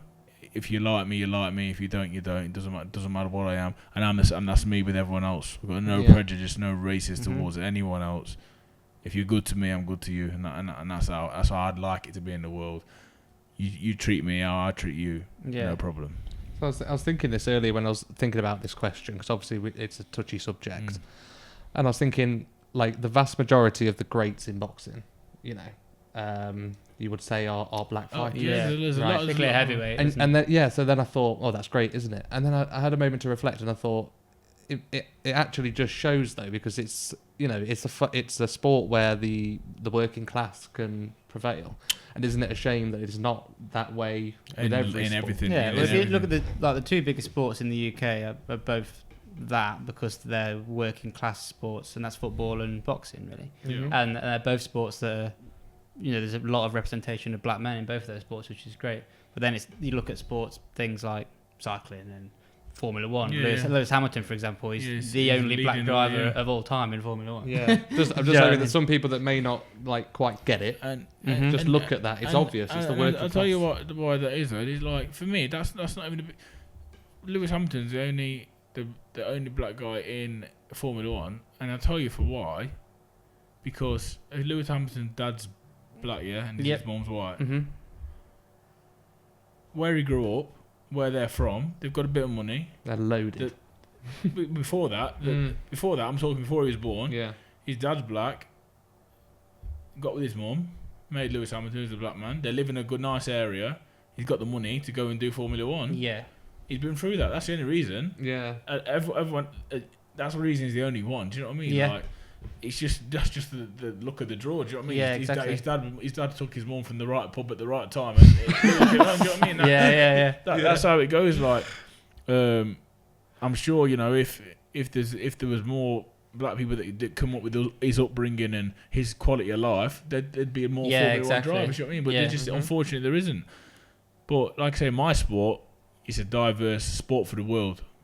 You can grow up homeless. You can grow up like Manny Pacquiao is one of my favorite fighters. He come up with nothing, and now he's, you know, in the Philippines. He's the man. Do you know what I mean? He's running for like president or something daft like that. So he's a senator in the Philippines. He also plays for Philippines basketball team. He does what he wants. I think obviously the Black Lives Matter movement was inspired by the death of George Floyd. And that's a police brutality issue. Yeah, that's a problem. But do you think that's an issue in the UK? I've seen it. I've definitely seen it. It is an issue. I think understanding different culture would definitely help a lot of people. I wouldn't say it's so much where I'm from in Burton. You know, I've had a bit of brutality towards me, but at the time I've had brutality, I'm a 6'6" boxer who's been a nuisance. I think I'd have been treated the same whether I was black or white on them times. But I see where people are coming from. You know, in your London, your Birmingham, your cities and stuff. You know, you see a lot of bad things happening, but you have to be careful how you word things. I don't want to upset no one. Yeah. But I feel like the police are the biggest gang you could have. Mm-hmm. I think they target gangs, and I think, you know, you see these cases on Instagram and stuff where people are innocent. You know, like they've pulled someone over or they've stopped someone in the street, stop and search, and these people are, because they could be wearing, if they're wearing a suit, you're alright. Mm-hmm. If you're wearing a hoodie and some tracksuit bottoms, you know what, he could be a criminal, she could be a criminal. I don't like that. I don't like it at all. Yeah. I mean, if you stop 10 people, you stop 10 black people, and 2 of them are carrying knives or committing a crime, fair play. You know what I mean? Fair play. Mm-hmm. But you've got this selective of this and that. More likely to get stopped. I mean, and things. I speak about it all the time. I mean, I think naturally, and it is difficult. Like I say, it's difficult again. You have a group of white lads walking down the street and a group of black lads walking down the street. Two women walking up the street. It's a weird one. Naturally, it's just strange to me because it doesn't make no difference to a little bit of a difference to me, because I know what they're saying. But people are intimidated by the black people more than the white people, and this is maybe because of some people haven't mixed with other people. I've always mixed with, but where I first was born, Broadway Street. You got black, white, Chinese, Asian, whatever, and I think, you know, if people start mixing more and understanding more from the kids, that's got to happen from the kids. Mm-hmm. Do you know what I mean? Because then that intimidation doesn't happen. They're just another bunch of people. Yeah. If you're shouted away from people and then you see people, whoa. I've heard stories about them. But if you don't know them, do you know what I mean? So you have to bring people into the culture, like. How do you think you could do that? Do you think sport would be a good way of doing that as well? I think sport's the best way. Competition's the best way. Yeah. You know, you watch some of these films, you know, you watch and they're based on this, and they're great films. You watch like your Coach Carter's, your Any Given Sunday, things like this. There's another one, Denzel Washington, American football film. Remember the Titans. These are all about, you know, black and white, sport overcoming racism. Do you know what I mean? And I think it's a great way. It's not everyone's way out. You know, I don't think the problem will ever be solved personally, because this comes from generations and generations. Yeah. But I think it can be helped and be better. It was a great time to it was a great time to de-lice the social media, I must say. You can see people's true colours. I think I cut about a third of my Facebook. I could see it. Horrendous. You know, a lot of words like these lot, them lot, or just why they complain and all that. Like I'm not tolerating. I'm still pulling people up. Now I seen someone share something the other day. A guy I know him well. I pulled him up, and if I see him, I'll pull him up again. And if I see anyone, you know, who's taking it to the next level, when I see you, I will pull you up 100%. And depending on what you've said, depends on how I pull you up. Do you know what I mean? Yeah. Like I can come across and say, look, you shared that. It's a bit unreasonable. But if you're taking the piss, then I will pull you up how I feel necessary, and I will discipline you in a way that you need to be disciplined, and you need to be taught. Do you know what I mean? Yeah. So that's what will happen. Yeah, I think you're right as well about sport being a way for people to shine a positive light on things, and I think you've got people like Raheem Sterling and Marcus Rashford, people like that, great role models. You're doing great things. Do you know what I mean? Like I say, you know, for me, it doesn't matter who you are, where you're from, what your background is. You're nice to me, I'm nice to you, and I just wish everyone could think like that. But yeah, absolutely. I think, you know, the police, the Gambit, I'm not sure. I'm not in the police force, so I don't know. But it might become a bit of a trend, you know, in the police force to be that way. Especially in America, it seems to be a trend. Do you know what I mean? Like, you can imagine them going back and bragging. Yeah, that's what it seems like. Definitely. I mean, like I said, I'm not really involved in that sort of world with the police in the UK. Like, I'm not very rarely involved in that kind of stuff. But you know, I wouldn't like to be ever neither. Do you know what I mean? So it's not nice. Okay, guys. So it's time for questions. This is called. Okay. So don't worry too much. You look really scared. So we have 5 questions that we ask every guest. They're just silly questions because you know, subscribers like to know little silly things. Yeah. And then the sixth question will be a pun based on your name. Yeah. Okay? So, question number 1. Your favourite meal deal. So I'm talking sandwich, crisps, drink from a supermarket. What's your go-to? It's got to be. You've missed the splash fan in town. All the kebab shops are closed. I live Cali Road, Shell Garage, 24 hours. BLT. The McCoy's crisp, the green ones, the Thai sweet chili, and the fresh orange juice. Oh, that's fantastic. Quite exotic, Yeah. isn't it? That's one of the better answers we've Yeah. had. That's it was definitely more exciting than Nathan. Yeah, Nathan went for a cheese sandwich. That's Nathan all over. You know what I mean? Oh, cheese sandwich. That's Nathan in the team. Night in or night out? What do you prefer? Doesn't help, does it? Your missus there. No, not out, because we go together. When we go out together. So yeah, exactly. Yeah, she's more the out person than me. So Yeah. I'll probably say a night out, to be fair. Yeah. Yeah. Whereabouts in Burton? Do you go to like the Dial? And Yeah, stuff that's a like good that? question. Your favourite pub in Burton? Oh God. I'm a fan of the dog. You like the dog? No, the leopard. The leopard. Oh my. The rougher the better for me. Yeah. And pubs. Yeah, I'd say my favourite pub is closed now, but I'll speak in its memory. God rest its soul. The Foresters, Orninglow Road. Whereabouts is that? It's gone now. It was on the corner of Victoria Crescent. It's a few years old now. God Is that rest near its Wiggiston Street, Chippy? up the road. Up the road. Come out of Wiggiston Street, Chippy. Yeah. Turn left. Was it right? If you come out of Wiggiston Street the other end onto Horninglow Road, you know the big road. Yeah. You do right. You go over the bridge. Yeah. You got the Navi on the right hand Yeah. side now. You keep going up. Yeah. It's on your left hand side. You know Spice Hall? Yes, I know exactly what you mean. Opposite on the corner. Yeah. Was it gone now? Oh, it's gone now. It's gone. But Yeah. it was a place. Alright, It was a place. It was a place of Horninglow legend.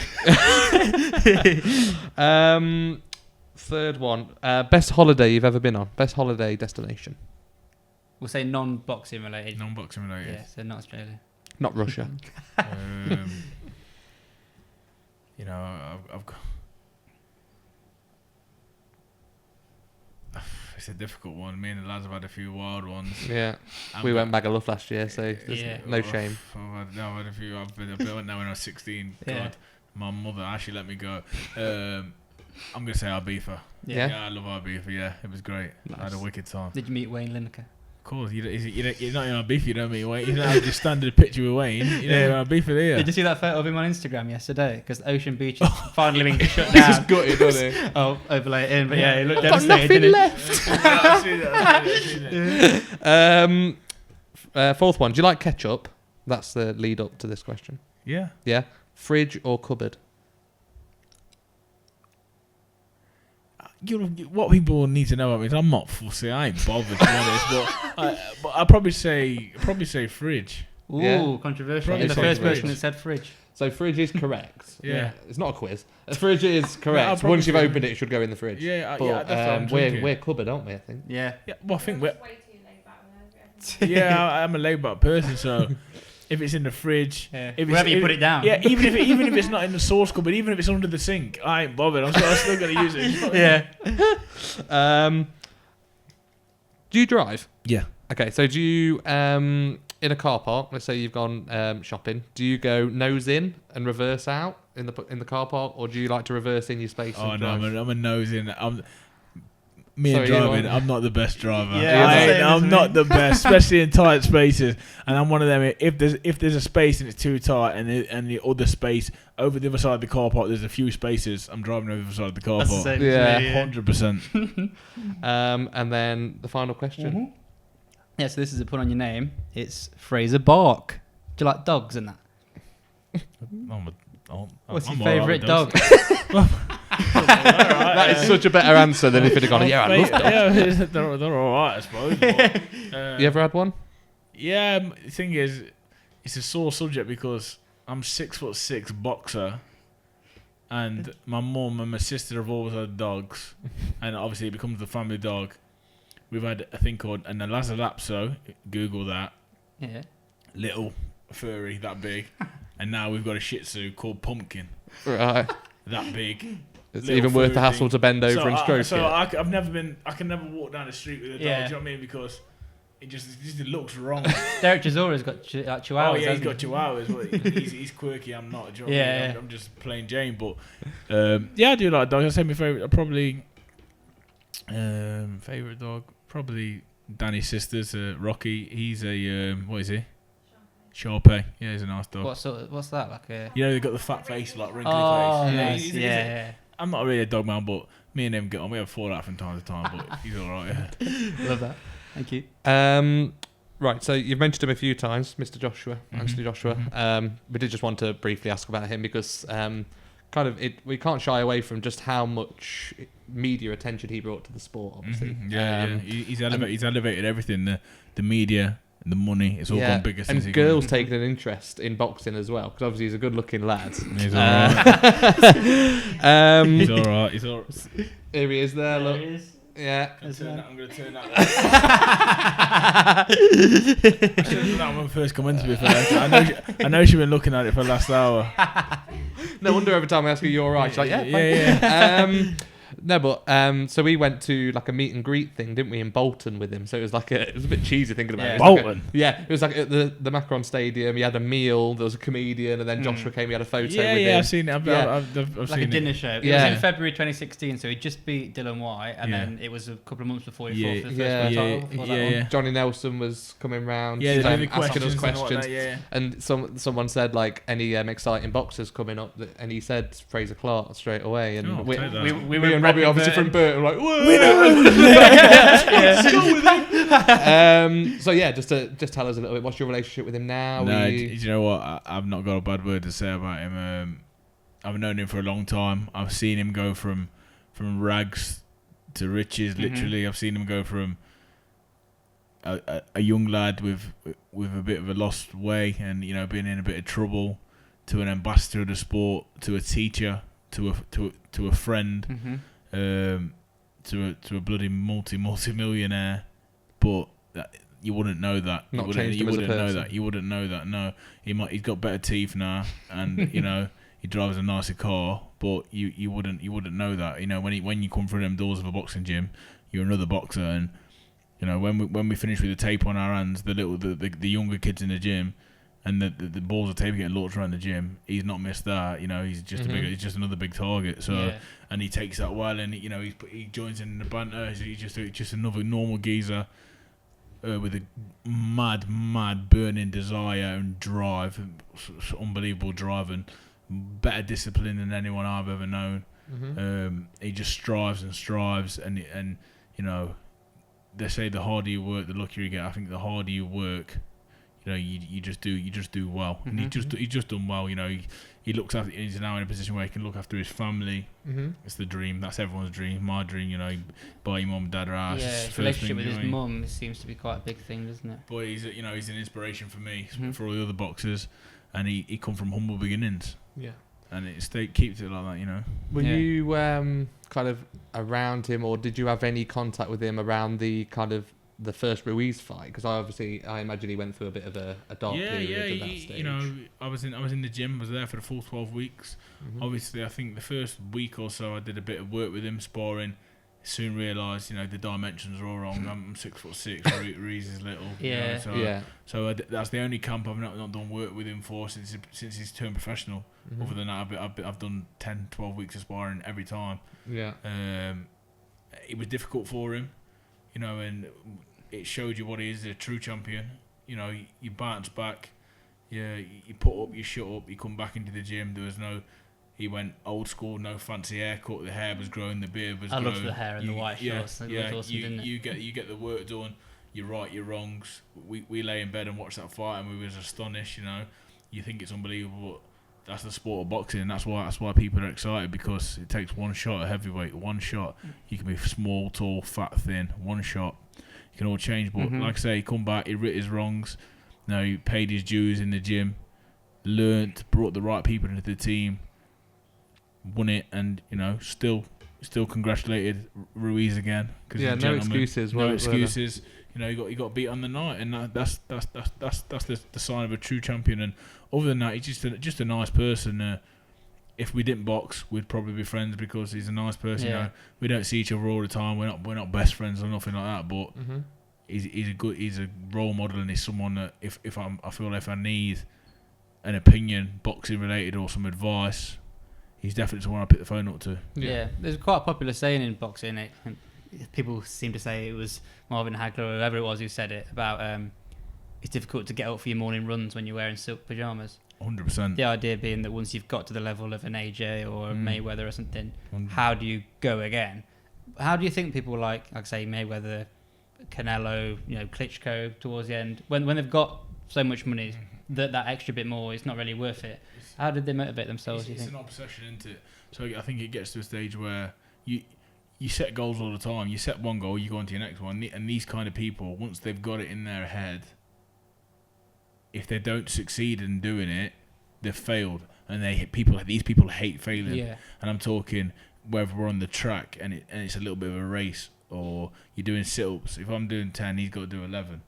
Do you know what I mean? It's a mentality, and it really is. It's a good mentality. It's something that I'm trying to develop myself now, because I feel like I've probably been lacking in it a little bit. Not that I've got silk pajamas, because I can't afford silk pajamas, but that's the drive you need, where there's no excuse, nothing. We got to do this, we got to do that. No, I've got to do this. We can do whatever after. I've got to do this. That's the type of man he is. Once his work's done, we can chill. Until then, it's boxing. It's lifestyle. It's love. It's passion for your family, and knowing that you can make other people's lives better. Yeah. I know I've got that within my grasp if I do the work. So that's why I take a lot from him. Yeah. So something that you do alongside the boxing, I assume just a supplementary income and something of interest, is you work security at the shows as well? No, I used to. Yeah, I used to do that. Yeah, I don't do that no more. That looks really interesting. So what it was at the time when I started doing it, I was a bit low on cash, and at first it was just a bit of a cash boost, and then it became I get the best seat in the house for the boxing. I love boxing. It stops me from going out on the piss on a Saturday night and keeps me around boxing, around good people, good fantastic team. Security Alert UK, they're still a massive part of my career now. The boss there, Simon Roberts, Clifton Mitchell. Another two people, go-to people for me if I've got boxing questions. And they helped me a long way. They brought me through, and they give me that little insight into the professional world that I wouldn't have got if it wasn't for them. So always massive shout and appreciate them. Yeah. So some people watching this will know that in December 2015, AJ fought Dylan White, and after I think the first round, got a little bit tasty. I would say. Yeah. Couple of punches after the bell. Yeah. People from both sides sort of in the ring, bit of a.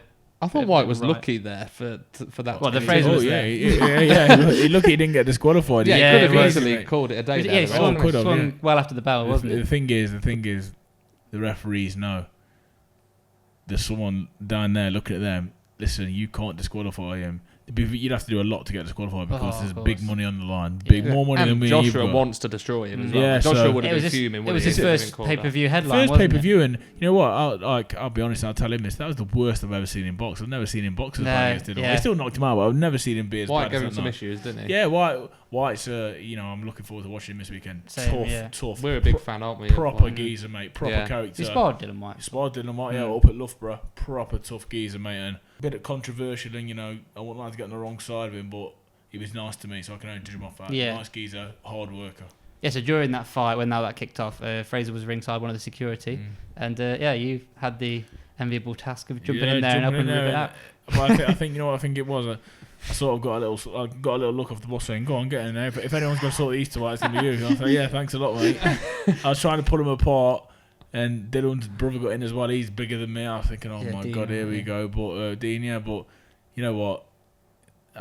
It all added to the drama, didn't it? Yeah. Did you also do the security for AJ Klitschko? Yeah. We were there that night as fans. Yeah, I was there on the AJ Klitschko. So I was I had the free run of the stadium, so I was everywhere from changing rooms to ringside. That was one of the best. Boy, it was the best experience boxing night in my life. For us, I'd say it was probably one of the best nights. I've been to hundreds of shows. Yeah. Other than obviously Froch Groves, Wembley, Froch Groves, Manchester. I went to the Wembley one. Froch Groves, Manchester was really good. Froch Groves, Wembley was really good. And Joshua and Klitschko topped that for me. Yeah. So that was I brilliant. think Froch Groves too was a big sort of turning point in British boxing, wasn't it? 100%. You know, once you get to the stage where you can sell out 80,000 tickets. Froch has never mentioned that, has he? Yeah, for a non-heavyweight as well. Non-heavyweight at pay-per-view, you bang. Yeah. It's crazy to think that like that was such a massive achievement to sell out Wembley and not even fully sell out. Obviously, they couldn't go to the 90. And now Anthony Joshua, if he doesn't sell 80,000 seats, that would be a failure, wouldn't it? You know what? He can get out of bed and sell 80,000 seats in because he's a heavyweight. And people like to see heavyweight boxing and he's good at what he does. Yeah, it's sort of like, I mean this in the nicest possible way. It's kind of a freak show, isn't it? Yeah, it is. Boxing. It is, mate. It's crazy. Like everyone likes boxing. Don't get me wrong. Heavyweight boxing is just that bit special. Yeah. People want to see the big lads go at it, don't they? And it's never usually about. I mean, I prefer the middleweights, the lightweights and bantamweights. You know, because I prefer the skill side of things because I know the sport. But you know, your average household man wants to see the two big lumps not shit out of each other. Yeah, exactly. That's That's that casual fan base, isn't it? It's yeah. the you go and watch football all day or down the pub, and then you go home and get a few beers, and like say you want an 18 stone against a 20 stone. That's it. Yeah. So I want to talk to you about like family life. Obviously, say you've got your daughter now. Yeah. So what's that relationship like, and how's that changed you as a person? Oh yeah, you know, me and my daughter, you know, she's the love of my life. You know, me and her mum split up. You know, when she was young, and since then, I've been with Danny now for about a year and a half, and you know, my daughter now loves her more than she loves me. Nice. And it's amazing, you know, for me. It's the biggest like stress relief of my life because you know it's a big worry once you split up from someone and you've got a child. You know, you think is anyone gonna want your child or take to him? And you know, Danny's unbelievable, and I can't thank her enough. You know, she's took to Mila so well. Mila's took to her so well. They've got a bond that you can only dream of, and I've got a bond, you know, with both of them. I love them both to pieces, and like I say, we can talk about this boxing and everything else and all that, and my career. We could bang on about it when it all comes down to it. As long as you know them two are happy and safe, and you know they've got a roof over their head. That's why I'm doing this. Part of massive reason to why I'm doing it, other than the selfish reasons that I'm obsessed with doing it. But ultimately, you know, it's to provide for them, and you know, and like I say, get my mum and dad, buy my mum and dad a nice big house, look after Mila, look after Danny, set our futures up, and I'll be happy. Oh, absolutely. Amazing. So the penultimate question we have for you then is, you know, what's the future goal? What lies ahead for Frazer Clarke? You know, well, I've got to qualify for these Olympics first, so that this next 12 months is critical for me. The next few months, even, you know, get back into good condition, get my head where it needs to be, because you know I'm no different to anyone else, and I know a lot of people struggle with all this mental health stuff. I'm no different. You know, it's been a difficult time for me. So once my head is back engaged, and I feel like from this week, it was. I've had good talks with good people. I made the changes, gonna make the sacrifices again, which I sort of let go. So qualify for the Olympics, do well at the Olympics. You know, gold medal is what I want. If I get Olympic medal, I'll be happy. But Olympic gold medal is the dream. Turn professional, learn the craft. Obviously, I know I've been boxing for years, and you learn, but you got to learn. It's a different sport. Learn it, do well at it, succeed at it, financially secure my, Danny's and Mila's life, then go and win a world championship. I'll retire a happy man. I'll go into after that. I'll go into you know, looking after some, you know, maybe the naughty kids sort of thing. You know, I'm good with them. Probably try and open I don't know, something, and get scholarships going for kids or something like that. You know, give a bit back. You could open a boxing gym, couldn't you? Something like that. I want to do, you know, something to do with education and sport, because a lot of people forget that education is important. I've got no education. I'm not educated. The school of life taught Frazer Clarke. Do you know what I mean? But I'm trying to bang it into people's head that, you know, it's important to get educated. So if we can mix that with boxing somehow, you know, academy sort of thing, then I'll do that definitely. That's really nice. It's really nice, isn't it? Okay, so our final question then. Same question we ask every guest. If you could go back in time and give one piece of advice to the 18-year-old Frazer Clarke, what would it be? Be more disciplined. Discipline yourself. Nothing by halves. All or nothing. 100% to everything you do, 100%. That way there, you'll live with no regret. So that's it. Just be disciplined. I say that to anyone now in sport, in life. If anyone's got any goals, the only way you're going to do it is you got to be disciplined. Yeah, perfect. Amazing. Well, thank you very much, Frazer. Worries, guys. Been a great Really chat. enjoyed Great that. Thank you. Thank you guys for watching. Please remember to subscribe, like the video. We've got a few more good guests on their way as well, coming thick and fast at the moment. So thank you everyone for your support. Thank you, Frazer, again. He's been Robbie. I've been Tommy. Thank you. Cheers. Thanks, Frazer. Awesome. Cheers, mate. Brilliant. Thank you.